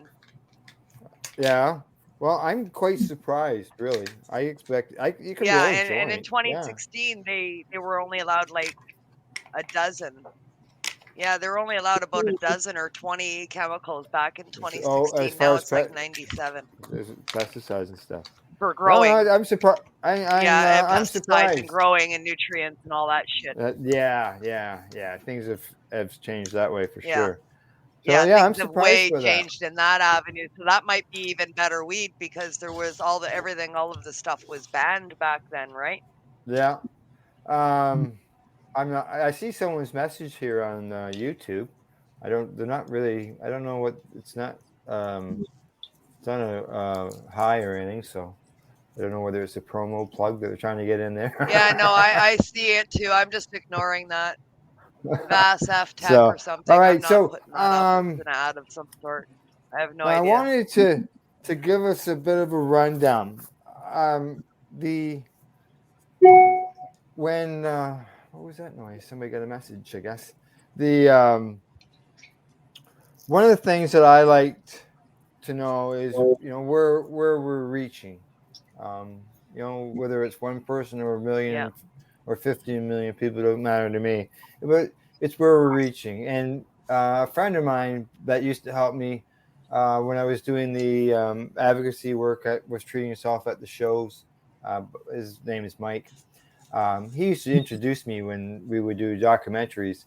And he said, wouldn't it be nice if we could get people advocating cannabis everywhere so we could create peace, and it would be people everywhere advocating cannabis education. And I think with the radio network, I think we've been able to achieve to be able to reach out to a lot of, obviously a much bigger audience, and be able to educate people. And they spread what they hear, or they pass it on to somebody else, or they research more. So I did a quick rundown of some of the countries that we are heard in. Of course, we got your regular U.S. and Canada. Of course, we're heard there. But Italy, we're heard in Italy. The Netherlands, Norway. Where else? New Zealand, Sweden, Ireland. There was one there, Cindy. What was it? Gannon or something? The place where you had heard? Gabon, Africa. Gabon. Yeah, Africa. Wow. Yeah. Yeah. So I've got South Africa on this list, so it could be there. Yeah. Russia, France, Australia. Myanmar, Kenya, the Ukraine, and there's more. And some really obscure islands. Yeah. Little islands off of Iceland and the UK. Awesome. There was a connection there with Craig on one of his shows. Was heard by the island in with the a UK. really obscure island that nobody's heard of, right? Exactly. Nice. Exactly.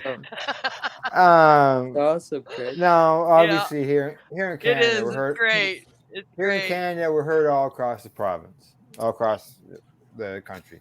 So I did focus on, because Kim and Ron and I We're based here in Ontario. Loretta's from Ontario. Kelly's from Ontario. So I did get some Ontario information. Places, smaller places than that we're heard at, such as Peterborough, Kingston, Lakefield, Belleville, Trenton, Corbyville. Corbyville is just a little place just beside, right in behind BMA Hydroponics. It's not a very big little place, big place. Yeah. Right here in Marmora. You know, people here listen to us. Campbellford, Oshawa, and there's others, and they're all within an hour of where we're based. Nice. So it's good to hear that, see that not only people out there in the world are listening to us, but also people local to where I'm based out of here, or where Pace has been based out of for the last. That's awesome. Going on 12 years now. Yeah, and I'm sure for every awesome. individual one of us, we all have listeners in the small towns that are in and around where we live. Yeah. I know there's a large following in Nova Scotia, in and around Cindy. Yeah. And for Ron and I, there's quite a few little towns and townships in Northern Ontario that tune in weekly to various shows. And I'm sure it's the same for Loretta and for Tamara as well. Correct. Yeah, exactly. I just focused in Ontario on that end of things. But for sure. Yeah, we are. I wear my heard in shirt all proud. these little towns, and I wear my shirt That's proud. it. Got the shirt on. Yeah. Yeah, I got a shirt on. There we got go. All the logos on the show back. logos are on the back. Show logos. So yeah, it's good to know that our people are listening and hearing what what we're doing. Yeah. And other things I picked up on was the sources where people are listening to us, as far as like the apps that they use, such as Spreaker. You know, that's where the audio goes out to. Yeah. Joseph or something. It's an that app goes out in to India. so many apps. Oh my god. Yeah. Apple, Spotify, Amazon, iHeart, the Pace Radio website. Lots of people going there as well. So yeah. It's good. It's good to see there. Yeah. Let's see. Phones. Yeah. 70%. I get all the notices on Spotify. 70% of our listeners, because this is Spreaker stuff, eh? So that's the radio end of things. 70% of our listeners are on the phone. So it shows that a lot of people, maybe are walking around listening to us. The app. Yeah, the app. Going for a Spotify is the one for me that I prefer. I've got everything on Spotify, and every time there's a show, my phone lets me know, hey, something's happening. Yeah. I use something's happening on Pace. Now, what I found, there's something that I found interesting, and that's related to Tamara and Loretta. Was there's a connection? Both of your shows, Tamara, within the top 5. Russia. Russia loves Tamara. For Canada, Quebec. And that's good. Yeah. That's excellent. And hi, Russia. Coffee. Right. There you go. Now, or however you say that. Whatever yes. I've seen that movie so many. I got that from that movie. You know, most of us are heard in Canada and the U.S. Right? You can't even speak French, never mind Russian. Yeah, exactly. Like, Ori's heard in Japan. Japan. Japanese, Kim. Like the wow. Japan. That's really cool. The Japanese like it. Yeah, it is. Let's see. The Reefer Reporters. Yeah, Reefer Reporters.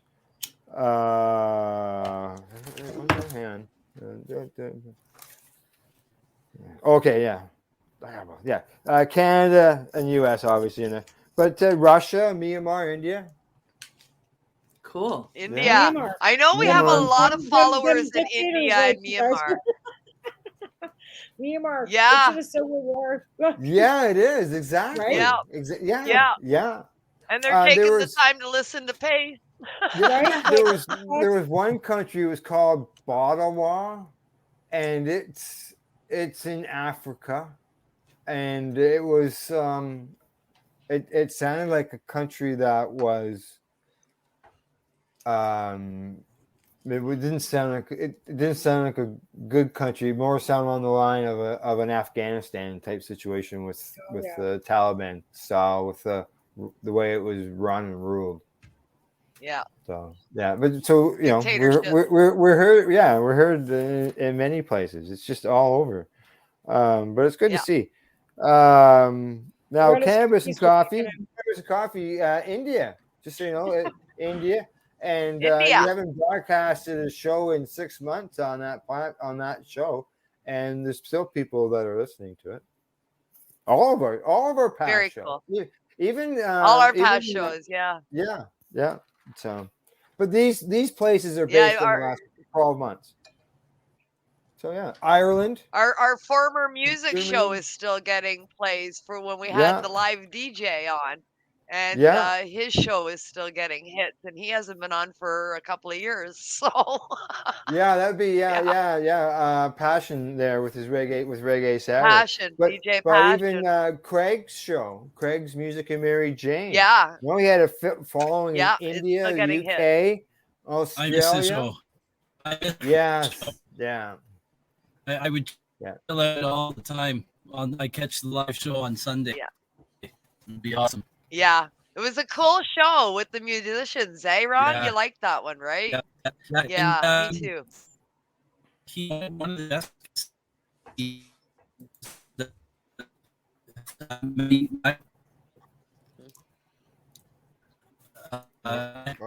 breaking up.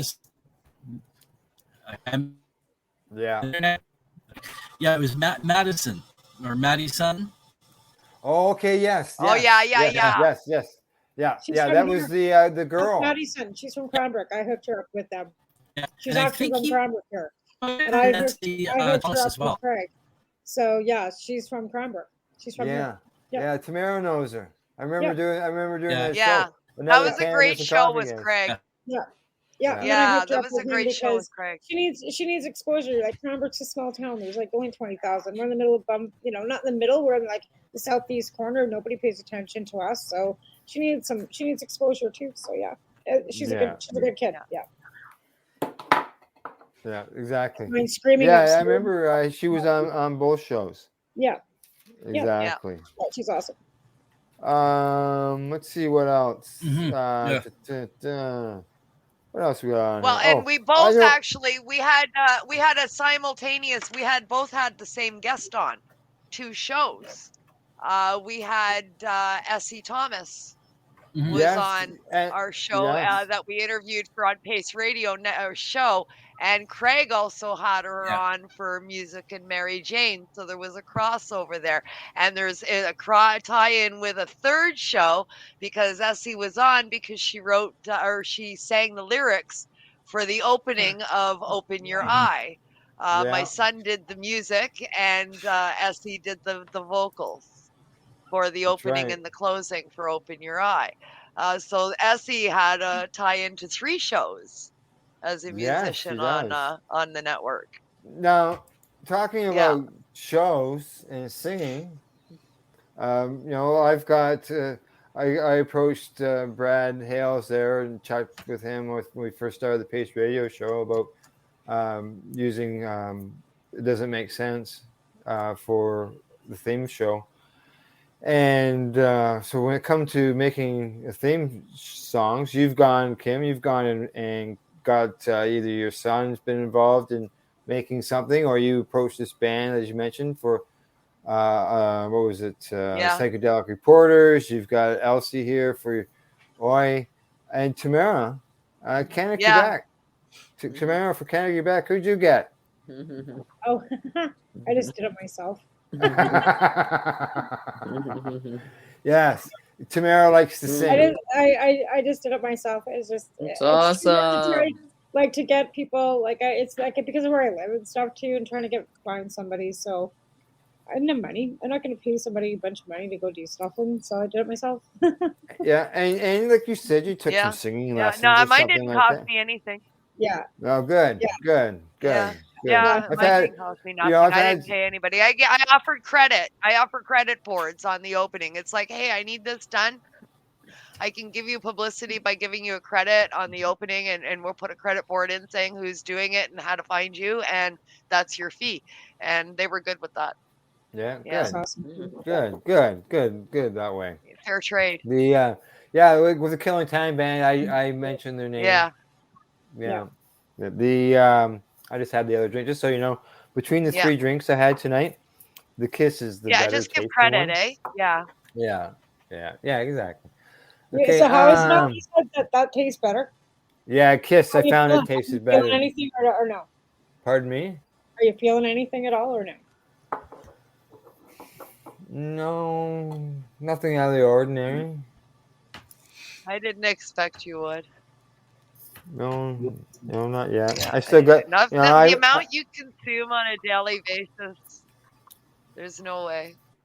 and you know, who knows? It may, you know, when I still got another one to drink here, and you know what happens when I leave here, if it kicks in. First Who one knows? don't work. Drink more. Drink more. That's right. They say Exactly. if that one doesn't work, just 6 more. Exactly. Right. Now I see Loretta's gone. I got something I wanted to bring back. up when it comes to legalization when Loretta gets back, because it's something that it's a hot topic for both of us, and I want to bring that up because it is something that's slowly being discussed. Hey, Loretta, you're back. And that is lounges. I'm still here. I just got to do something.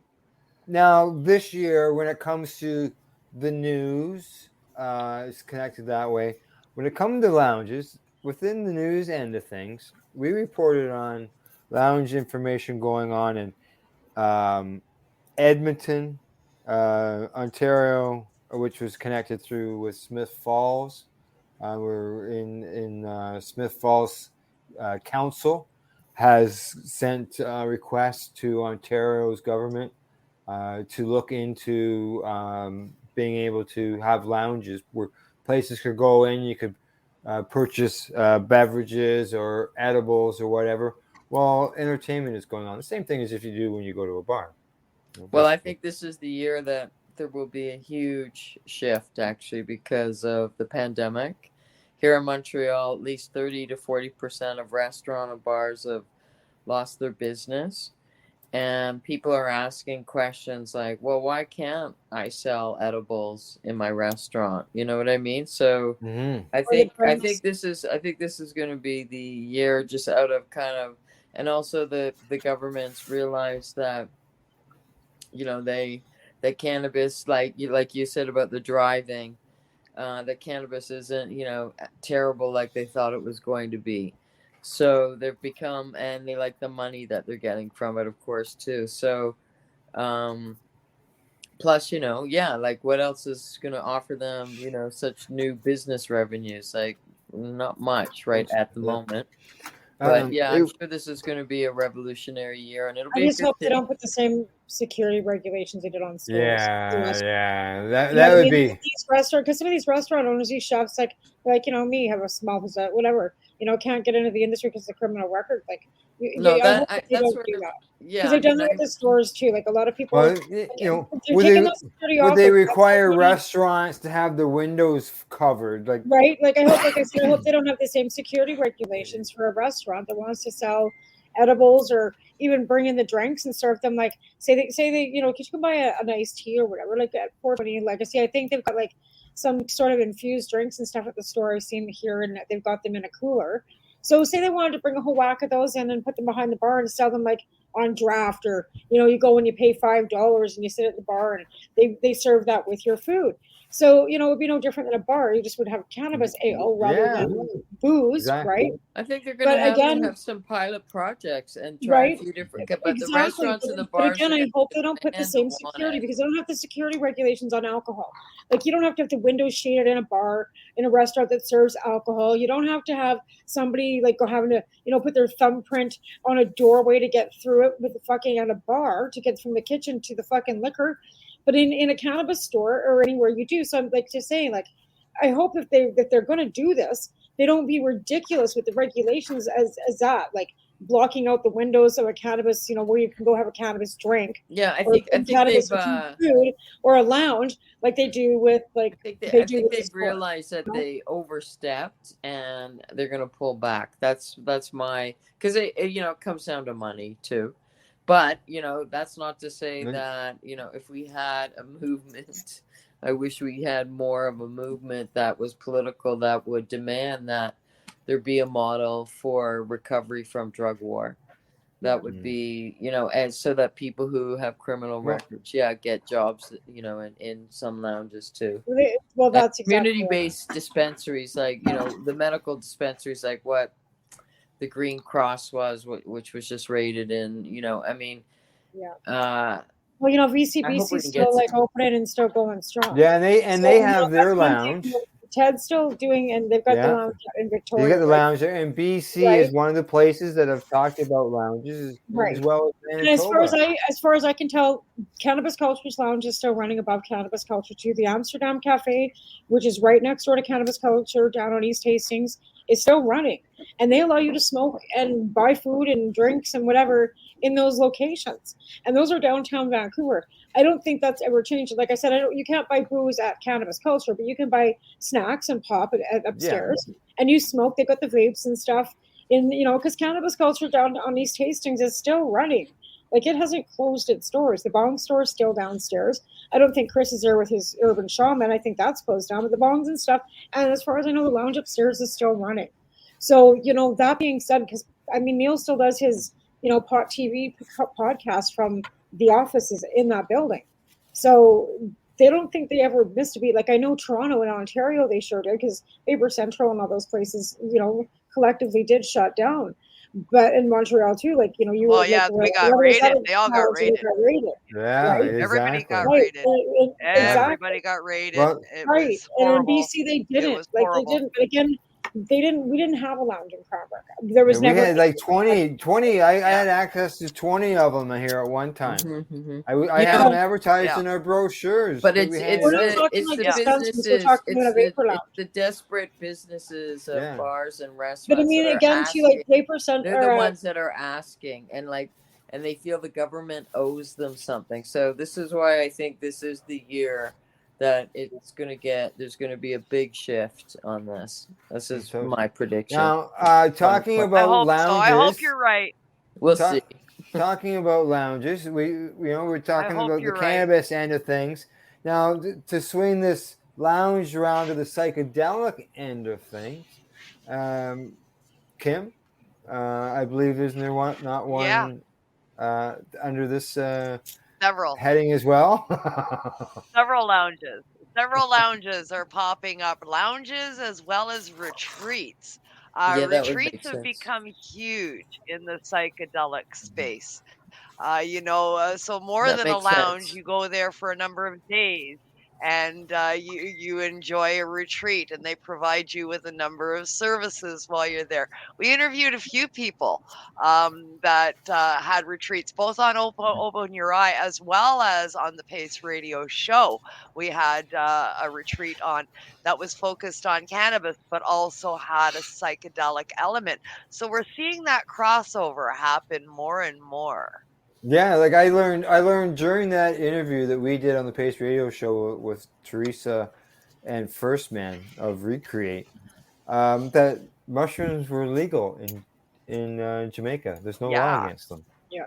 Well, they were here What? until a very short time ago. They haven't been illegal in Canada for all that long. Most psychedelics haven't been illegal in Canada for very long, and many of them still are not illegal in Canada. I'm not going to start naming off lists because I don't want anybody going and figuring out what they have to bitch about next. So we'll just leave that alone. And so, Yep. I mean, it's only when one of these things crosses under the nose of somebody in government, then they start looking around and they say, oh, well, that shouldn't be. And then they make a law against it. Up until that point, all of these substances were perfectly legal. Well, And it hasn't been all that long that they're encroaching onto the psychedelic space. in BC, the Cocoa Leaf Cafe. Yeah. Yeah. In fact, they were actually. There's the cocoa Cindy leaf. was saying that they got awarded something for their mushroom, something to do with the mushrooms in Vancouver. Yeah. So and Yeah. then like I said, weeds just finally got their legal licensing too. Like Dawn and Carol just finally Yeah. got their legal licensing for weeds, and like I said, that's kind of fabulous because Dawn went to jail for weed. You know what I mean? And Yeah. Well, decline. And now he's got a legal store. But Yeah. like I said, they've done a lot of Yeah, now he's changes got a within the legal security regulations and stuff for being able even to work in a store now because they found that a lot of people, legacy people, do have criminal records. Like that's just the way it was. Like especially like old ones that are like 20 years old, 30 years old. Come on, get over it, right? So at that point, like I said, Dawn and Carol got their licensing finally, but it took them like 3.5 years, like fighting to get it. So they fought against it to begin with. They stayed open as long as they could. Like I was like, "Fuck you! I'm not closing." And they did. They stayed open in Vancouver as long as they could. So they finally were, threatened to lose all their. Because I was in their. They had a warehouse when I went out for the legalization roundtables. I was taken to the warehouse because they had stores, they had dispensaries. This is before legalization, right? The dispensaries were still running. Correct. It was like fabulous. It was just like wall to wall. People were sitting at a table rolling joints, and Nice, they had clubs, and like there was hair nuts and all that stuff that they're doing in the legal market now, but it wasn't legal.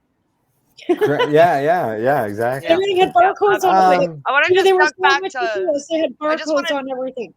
Like Carol had barcodes on everything. Everything that went from weeds had a barcode on it. Oh, Carol's very meticulous. Absolutely. Yeah, she says she even tested. She tested the product back then, and she tested now, even the legal stuff. Well, we went into her office and she had this big absolutely sitting on her magnifying desk glass with all is your these best shatters friend. that had been sent in for samples, right? Glass. So she pulls one out. She goes, "Let's try it." And she had this little magnifying glass that was hooked up to her computer, to her laptop. jeweler's glass. And she's looking at this shatter. She's like, "Meh, not this one." She grabbed another one. No. And she still does that with the legal stuff too. So that's how they looked at all of their weed that came in. Yeah. See, I brought Bufo into the conversation. I just want to duck back to the lounges for a quick second. I just want to duck back to the lounges for one quick second. That's where I was going to go next. But Cindy was in, I guess, sort of a lounge, what could be classed as a psychedelic lounge out in BC, where she spent some time at a retreat and went back and forth to the lounge space as part of the retreat. So what are they like there, Cindy? I mean, I know what I saw in the video and in the pictures and during our one-on-one conversations and video chats there. But what was, tell us a bit about that. Because, I mean, that's a brand new space that we're seeing develop, especially on the West Coast. It is. The way that they have it set up, depending on how many people are taking the retreat at the same time, they hold it in their home, or they would get a facility where they could house more people. But these ceremonies last for days. They want to get to know you on the first day. You do a handshake dose. You do a full dose. You have a day of rest, which usually involves trying to heal your body at that point in time, because when you purge, your whole body goes into it. And then they take you and do the DMT at the end of it. And it's so it's almost like a kind of like a hotel retreat, because they look after everything, the whole bit.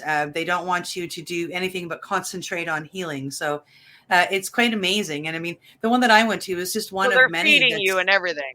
They are. Yeah. And it's one retreat of many. And I learned a little bit more about ayahuasca retreats. And this was, of course, after we had Karen on the show. So I was able to understand what they were telling me, because they used an ayahuasca retreat, Maloka, to do the DMT ceremonies in. So they taught me a little bit about that as well. So a lot of what Karen was saying about how they sat in a circle and they kept it dark. Well, the Maloka is already dark. And they had it set up because if you want to go to an ayahuasca retreat where you do the diet beforehand, where we went, they have it all set up with different tents and huts and a kitchen. So you can then spend, like 2.5 weeks there doing the proper diet under supervision, where they look after you, and then they take you on your ayahuasca ceremony at the end. So yeah, and then we've seen videos of ketamine lounges, if you will, where they spend the afternoon and they go through the psychotherapy after being given ketamine, usually intravenously is how it works best. And then they're taken through their journey while they're there. And these places are, they're helping to cure, and I'm going to be emotional when I say this because it's coming from personal experience, not just from watching the videos, but they're helping to cure PTSD and CPTSD, and even furthermore, squash addictions.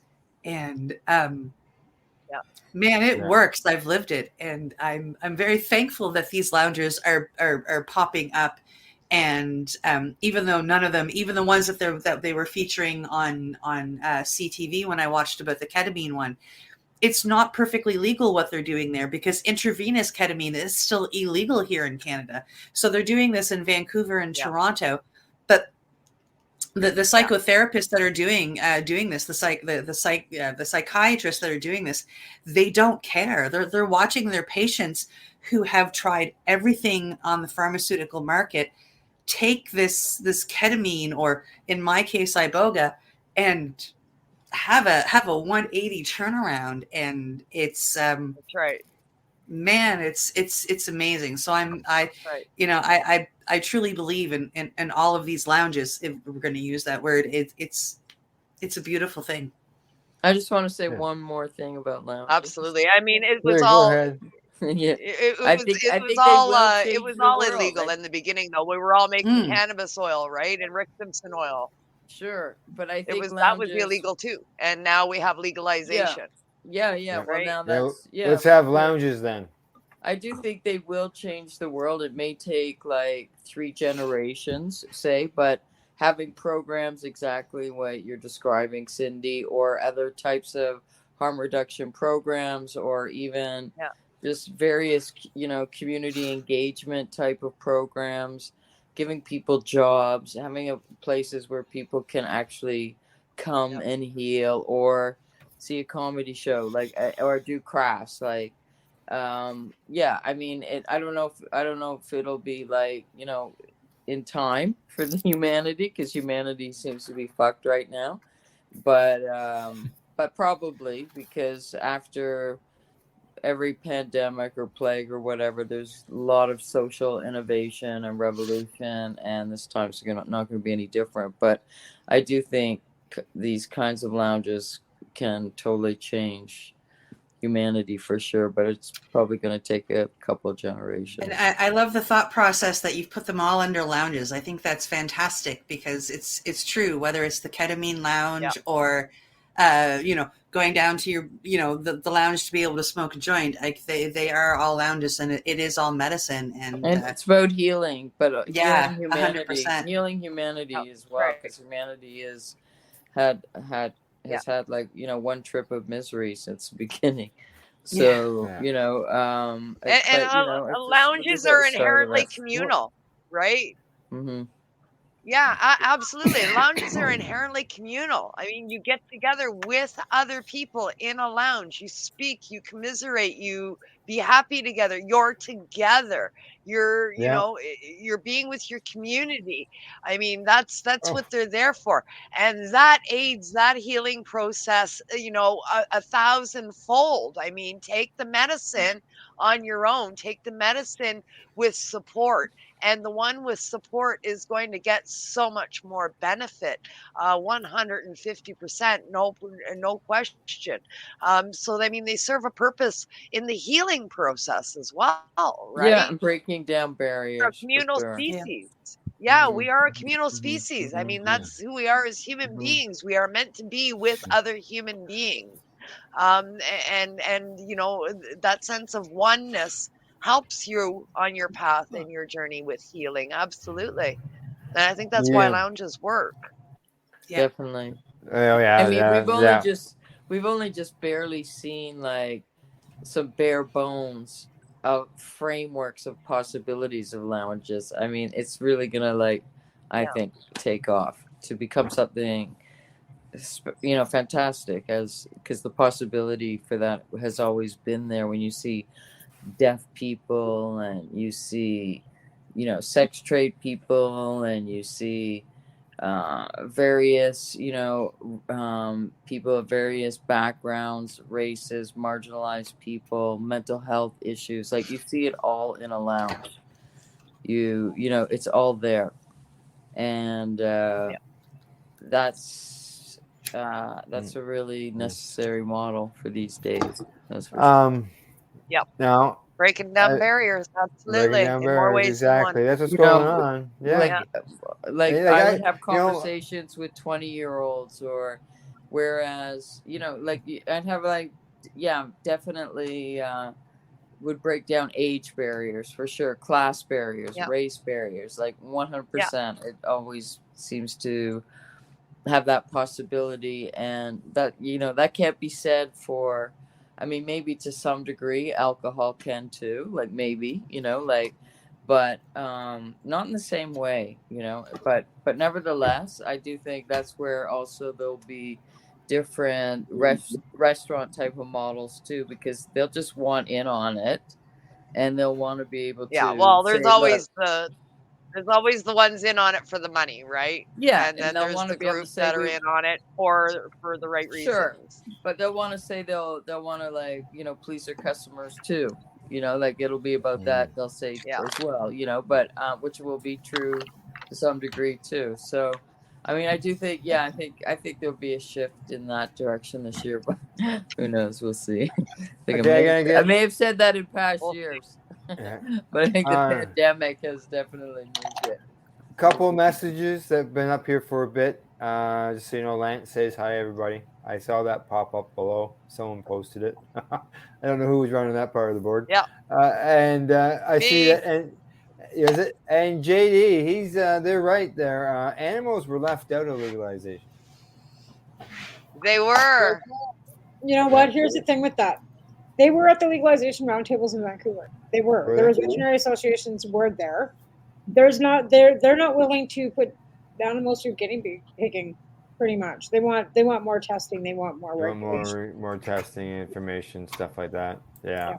The round tables were, I know everybody loved that they did the round tables pre-legalization. And it was great that they went out and they spoke to everybody and they got input from everybody. And there was a general consensus from one end of the country to the other that this is what legalization will look like. And they took all that information and they went, oh, really? Oh, that's nice. Clack, clack, clack. Poof. No, we're doing this. And there were a lot of people were surprised. Well, I think I always they didn't saw it as listen an to anybody. incremental. You know, I They think didn't it's listen to none of them. incremental, but yeah, no, they did it like the most colonialist way they could have possibly done it, which sucks. Oh yeah, But they we gotta didn't take any of the hold their feet to the recommendations. fire.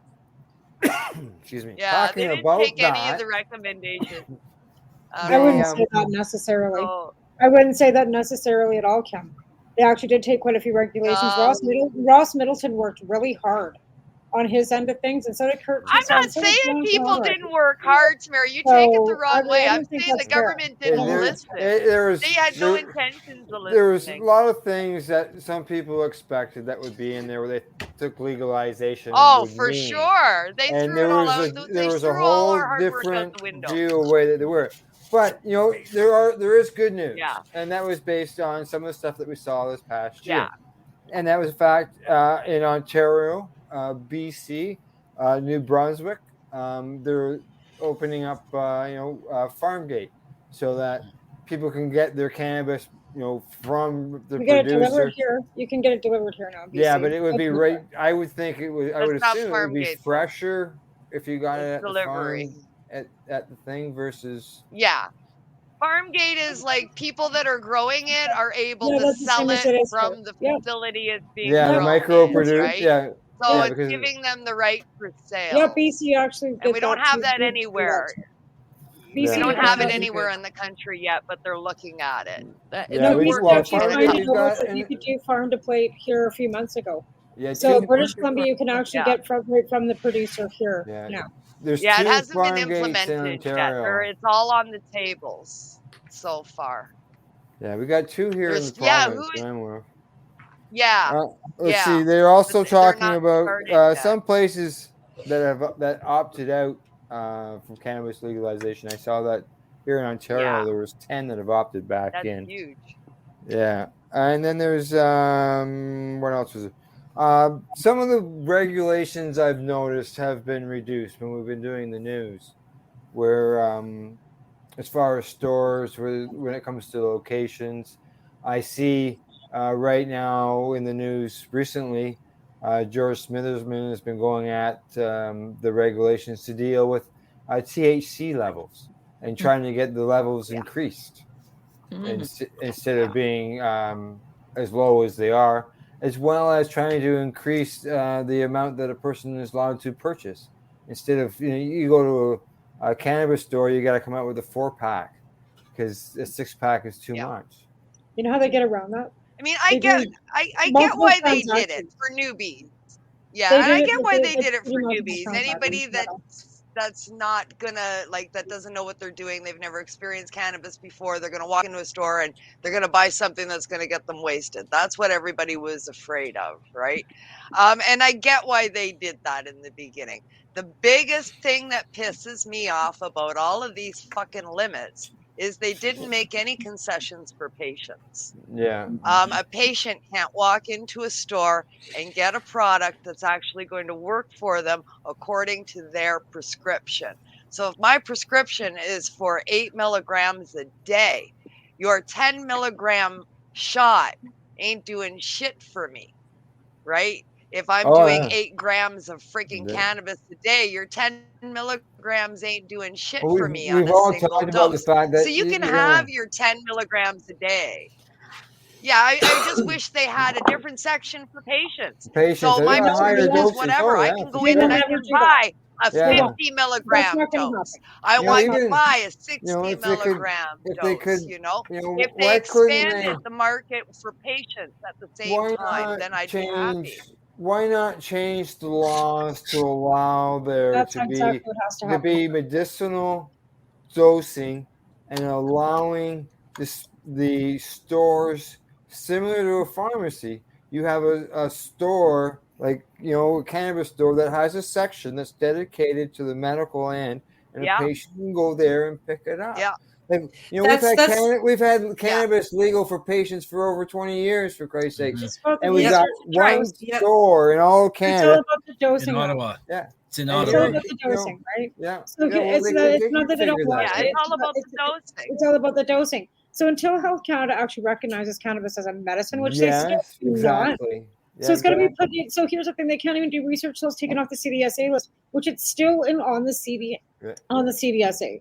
So what has to happen is that first, but they don't even need that. CDSA, they could do that. They could absolutely do that. Just have it. Here's. They can't to me, it's up to the LP. Here's another. Right? Because it should be them forcing the government to take it off the CDSA, so they can do the research to push it for patients. Right? The way I look at it is, we already have higher dose meds available through an LP through our mail order system. Now, let's forget about the stores for a minute. Let's just go to the LPs, the way patients have been getting their meds here forever, right? You've got to do mail order. You order it off of the LP sends it to you. They already have some higher dose stuff in their tinctures. don't. So the limits don't matter there. The tinctures are a little bit stronger from what I've understand. I don't order from them, but I've seen bottles and stuff, and they're beyond 10 milligrams in the model of tinctures that were around pre-legalization.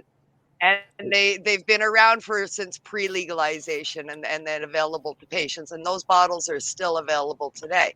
So if they have the ability to do that, all right, let me finish for a sec. I know what it's a ReadyCam bottle. But anyway, if they have the ability to make this tincture that's beyond 10 milligrams, sell it mail order for patients, then why aren't they making a gummy bear that's 25 milligrams available by mail order for patients? Fuck the stores. You don't have to put it there.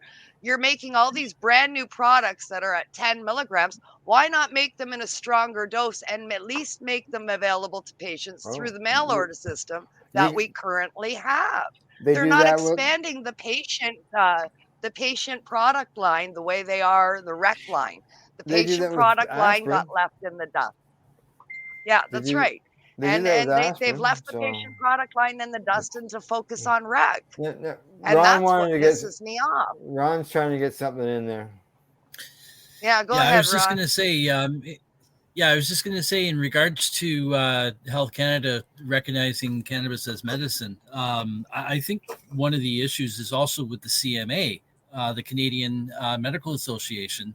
They are one of the major stakeholders that Health Canada used to draw up the regulations. They haven't jumped on board yet. And the CMA does not consider. They have placards that you can print out that doctor's office can print out and say that it's not good for you. The stores, as the government has said, the stores are all recreational. There's products in there that we say are medical products. And according to the National Cannabis Survey that they do every year for the last 5 years now, 54% of the people who did the survey said that they went to the stores for medical purposes. They do, though. That's the thing. Over half. Yeah. Over half. Yeah. You know, and I mean, and that's just it. The lack of recognition is and the double standard is just, it's mind-boggling. Mm-hmm. Yeah. It is, you know, it needs to be improved for the and that's what pisses me off. Patients getting left in the dust. 22 years, and we only have the one store in Canada, and here in Ontario, we're last I knew we were at about 1,400 stores. What are we at for recreational stuff?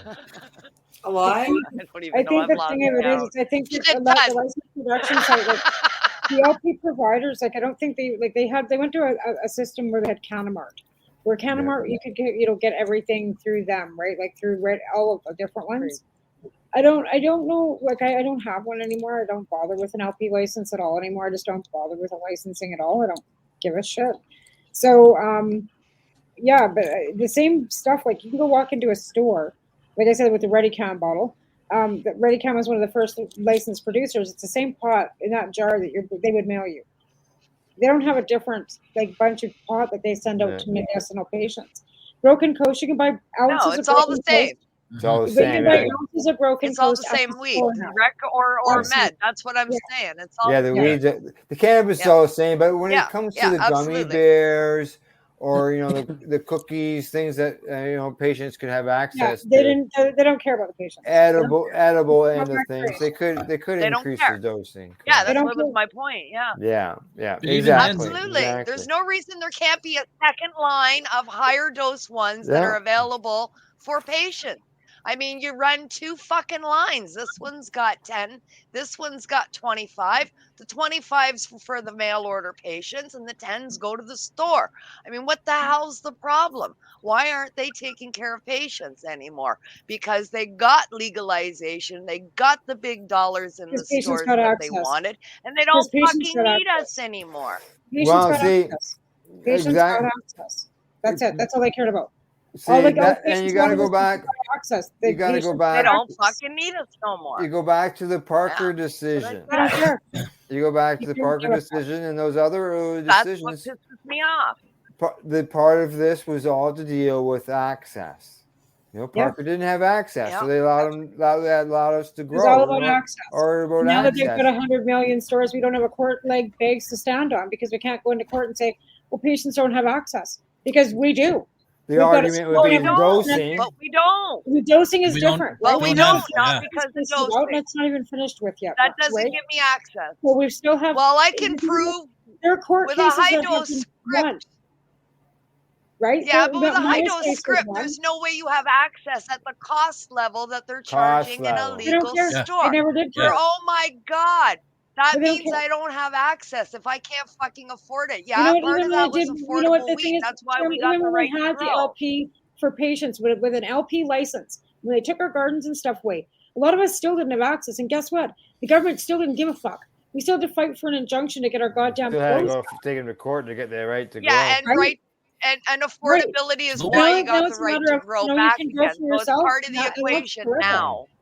Yeah, well, that's not. I don't know what It the is solution part of the Yeah. equation Well, now. let's That's why you hope. guys fought for. Let's hope we hear more news of that of people Jerry that Martin's piece still hasn't gone through yet either. yeah, they're So speaking that's up another in one order about to get dosing as well, right? those regulations and those Right. rules and laws This is all going to go changed through to the court. improve.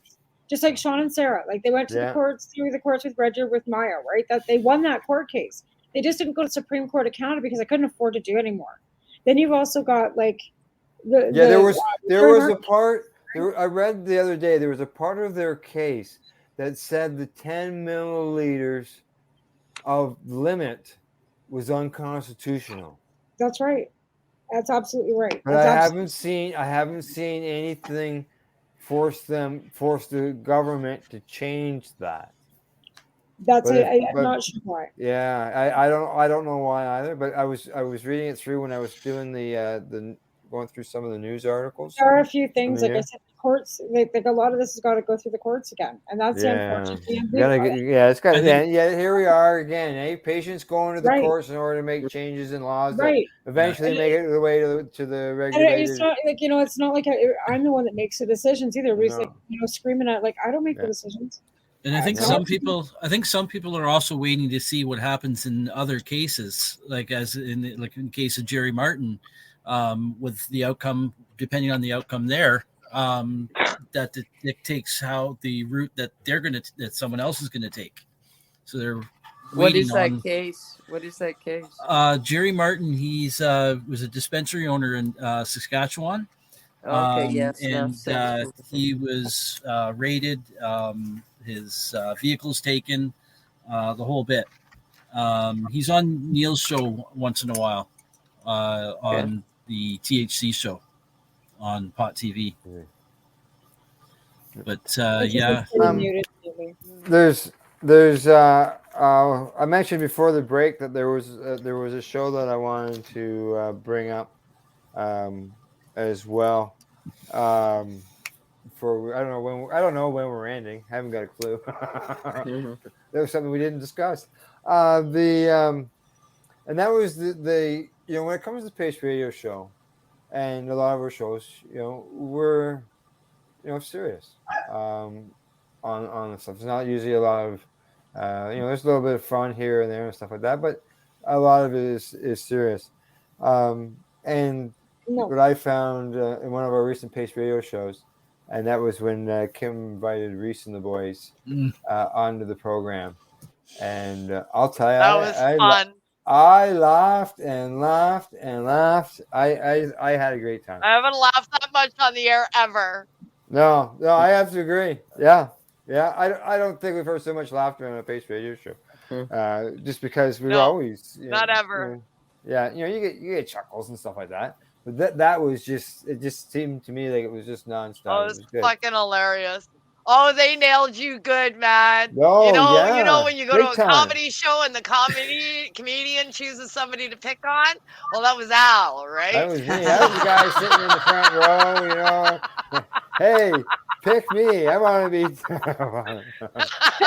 And it was all purely innocent. Come on. Oh, it was great. It was great. Yeah, they're fun. I just listened to the replay the other Reese day. is fun. I listened to the replay on that the other day on podcast in my truck. I had it downloaded. Thank you. And that was a funny show. Really was. good. Really it was good. It was good. I had a good time. It was good to laugh on the show for a change because, as you say, it's true. A lot of the shows that we do on the Pace Radio Show are very serious. We cover many patient stories, and most of them they're not using cannabis oil because they're in good shape, right? Right. They've gravitated to cannabis as a medicine for one condition or another, or they're discussing, growing cannabis for their patients, or, developing products for their patients, and, a host of other stories that we've covered. Jack Harrer's son, Dan, we've had him on, discussing growing up with his father and learning about cannabis with his dad. And right down to way back in the day, doctors have been on with us, and lawyers and everything else, and talking about people's struggles that have gone through this kind of thing. So yeah, the majority of our shows are pretty dang serious. So having the comedians on just before the holidays came lightened the mood. To say the least. It was a lot of fun. It was good. It was good to go into the holidays that way. All right. Well, yeah, definitely. Reese is a lot of fun. Yes. Yeah, it was a good time. I hadn't watched the show because we're doing our show. Yeah. I watch it at the end of our show every night. Every Wednesday, I'm usually tuned in. As long as we don't go late, then I tune in over there. And while I'm finishing off my work for Pace Radio Show, I've got these guys on another open window. So yeah, it's that's why I invited them on. I said, hey, come on, Pace, and let's plug the late night session on Pace. And they were all in, so that was a lot of fun. That was good. Yeah, it was good.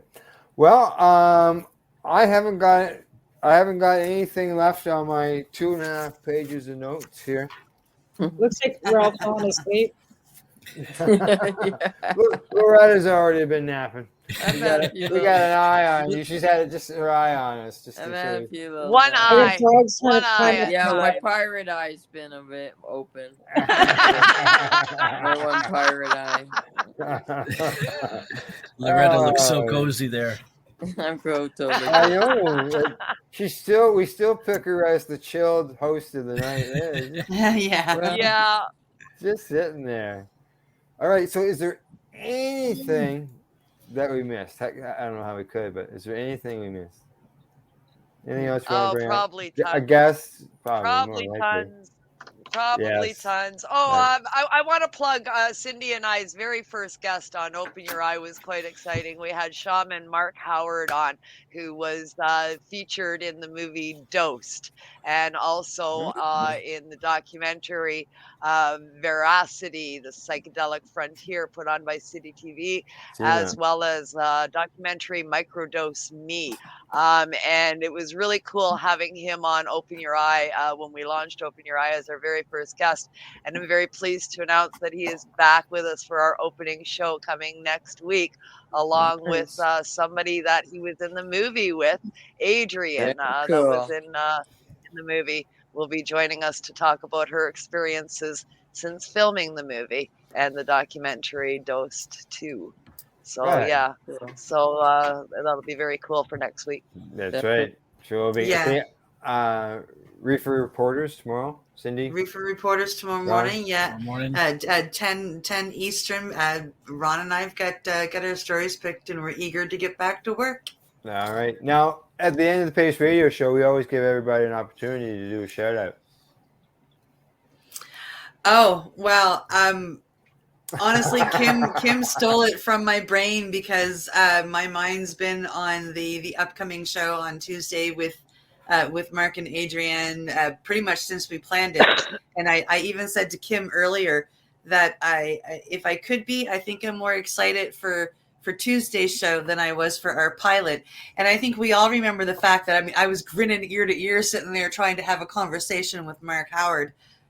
So yeah, it's going to be pretty exciting. I'm very pleased to have them on. Good. Alrighty, shall we do a shout out? Yes, no, yes, no. Okay, yes. well, Cindy just did. She just Mark just Howard did. and Adrienne. So, okay, That's right. we'll move along. Go, Ron. Ron, you're next. Go down the line. Ron. I'd like to give a shout out to you, Al. Without you, none of this would be. I know it's been your dream for you over the years to have this, and I'm excited to be a part of it, and looking forward to the growth. And also give a shout out to all the other hosts here for making it all work together as well. And thank you for the opportunity here. You're welcome. It's awesome. Thanks. Diplomat. All right, Loretta. And kudos, of course, Al. Okay, shout out to Montreal stoner protesters, because we gotta do something about this. This raid on this medical dispensary that's existed for at least 8 years, and providing really great services for a lot of people. They apparently were met with guns in their faces, in their house, by the cops, which is just which is ridiculous, because they're known. The cops have known they were there for all these years. So, so I'm shouting out to see if I can hopefully get some people who will do maybe a weekly protest. Really needs to get some media attention, and needs to be a basis for providing a history lesson on, medical brought legalization, and now medical has been completely, left out, which is not right. So we got to keep going forward on that. Yeah, exactly. We moved around the screens there. Holy smokes. Who did that? Who did that? That was my cat jumped up that, behind. No, my cat jumped up behind my computer and did that. Oh. Hey, we're in different spots. Okay, I just wanted to get the bottom. Okay, Tamara. I don't know. Shout out to the whole, Loretta for putting up with our, our shows, and Al for putting up with our shows, and I don't know. You for putting up with I've just been kind of hanging out, without having cannabis and coffee, not having guests and stuff. It's been kind of a quiet year. So I'm just glad that I've got another year, above the dirt to keep moving forward and try and like I said, we're going to start maybe catching a guest or two on, kind of Quebec Connection when we've got some news and a guest to bring forward, which we have now. So Chantel's going to join us on Monday night, and we'll find out more about, them, and then maybe I'll get my second project, my button gear, and get my second project together. But yeah, it's just good to be here. All right, Kim. 2022. Me. My shout out is gonna go to listeners out there, loyal listeners. There we go. Loyal listeners. I know you guys have been growing on our evolution here at the network, going from Pace Radio Show and the evolution into Reefer Reporters, and then Psychedelic Reporters, and Open Your Eye, and watching all of the shows come on board with all of the other joint hosts. I really appreciate all that follow me on this journey that we're on, both with cannabis as well as psychedelics and natural therapy as a whole, which includes living off grid and all of the trials and tribulations that go along with that, as we learn along the way what the hell we are doing. I'm happy to share this journey with everybody. everybody and show you all of my fuck ups, all of my mistakes, and all of the mountains that I have to climb to try and make this work, because just maybe it'll make it a little bit easier for you when you embark on your journey. So thank you for that, and peace. Whoever thought you would be having hurricanes and all types of weather up where you're living? Oh my because, God! Or having swimming pools like rained into your yard. Yeah, your septic tank The floats septic across guy- the the septic front is yard. floated by the house. What the hell is happening? Yeah, but not just once and not just twice. That happened like what, 3 times? Well, that was kind of shitty. That was really It became a weekly report. It became a weekly report. Kim, we need an update from you. How's your weather going this week? All right, my Strap shout out. down your septic tank. Yeah, exactly. Get it buried. Okay, I've got a couple shout outs to our sponsors. Thank you for being here for the last year, and we look forward to working with you throughout this next year. I'm hoping to be able to get the OTR show going. I've got myself a selfie stick, and I want to be able to visit them, so we can highlight them as well. This fall we went with Dr. Buck, and we got to see him doing some trimming. So it'd be nice to be able to see the stores as well. Another shout out that I want to throw is to my mother. Today is her 90th birthday. Unfortunately, my mother has passed. So this is posthumously, or however you want to say it. But today would have been her 90th birthday if she was still alive, and she's resting in peace. Other than that, I want to thank all of you, everybody on the network over the last year, for everything you've done. It takes a team in order to be able to do all this. We've helped each other along the way in order to make things, to improve things. Someone tries something off to the side, and they say that works good, and you share the information amongst us. When someone's away, somebody's always there to back up or fill in. It's been great this last year, and I look forward to the next year as well. So beautiful. And other than that, I like to. I guess that's it. We're good to go. Say goodbye. We're good to go. Thanks for joining us, everybody. Thanks for joining us, everybody. As I said, thanks to all our sponsors. BMA Hydroponics.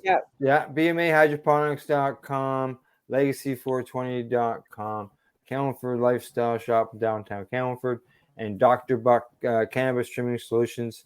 You find them at Dr. Buck, CTS.com. And thank you to you guys for being part of this program. We've been running for 2 hours and 35 minutes. So at least we know we can run that long. And other than that, thank you to everybody who's watched and listened, and for tuning in. Other than that, we will all see you shortly. Bye-bye. Bye. The opinions of the individuals during this broadcast are their own and may not be the opinions of their group or other organizations they may be involved with. You're listening to the Pace Radio Network here at paceradio.net. You're listening to the Pace Radio Network here at paceradio.net. At Legacy 420, we believe in being different. Experience the difference of quality control. Our labs provide tested formulations for all of our products. Experience the difference in trust. Our customers can trust that we are following up-to-date COVID precautions for their safety. Experience the difference in accessibility. We're open 7 days a week. Please visit our website, legacy420.com, or contact us for curbside pickup as well as nationwide mail order shipping. Legacy 420 values overall wellness. Come and experience the difference of Legacy 420. Enjoy the buzz of legalization with Campbellford Lifestyle Shop. From lights to plant nutrients, books, consumption accessories, and more, we've got all your basics to grow or consume cannabis. Visit our info center or take a look at our piercing services and body jewelry, now available in-store through Campbellford Lifestyle Shop, 17 Bridge Street West, Campbellford. What do you find at paceradio.net? People advocating cannabis education. A doctor's job is to relieve your pains. And when it comes to growing cannabis, the biggest pain is trimming. Let Dr. Buck Cannabis Trimming Solutions take the pain away. Whether you're a home grower or a commercial operation, we have the cure. From 4 plants to 400 plants, garden size doesn't matter. Dr. Buck Cannabis Trimming Solutions comes to you with years of experience and professional discreet service. It's simple. We trim your weed and we do a damn good job. Visit drbuckcts.com to book your trimming. Growing your own vegetables, flowers, or even medicinal plants can be a challenge without the right equipment and proper know-how. At BMA Hydroponics, not only are they your urban horticultural experts and suppliers, but their staff holds the customer's needs paramount to making a sale. Family-owned with decades of experience and knowledge, they offer free advice in person, by phone, or email. BMA Hydroponics wants to ensure you have the advice you need, which is why you'll find tips and tricks on different ways to grow, like wick, ebb and flow, drip, or aeroponic system, as well as other helpful links at bmahydroponics.com. If you can't find what you're looking for, just let them know, and they'll do everything they can to get what you're looking for. At BMA Hydroponics, each staff member also possesses a federal exemptee MMAR license, making their strong suit empathy, experience, and dedication to their customers. Because when you know how to grow, you'll have results that make you proud. BMA Hydroponics in Belleville, Ontario. Visit bmahydroponics.com. We are people advocating cannabis education here at paceradio.net.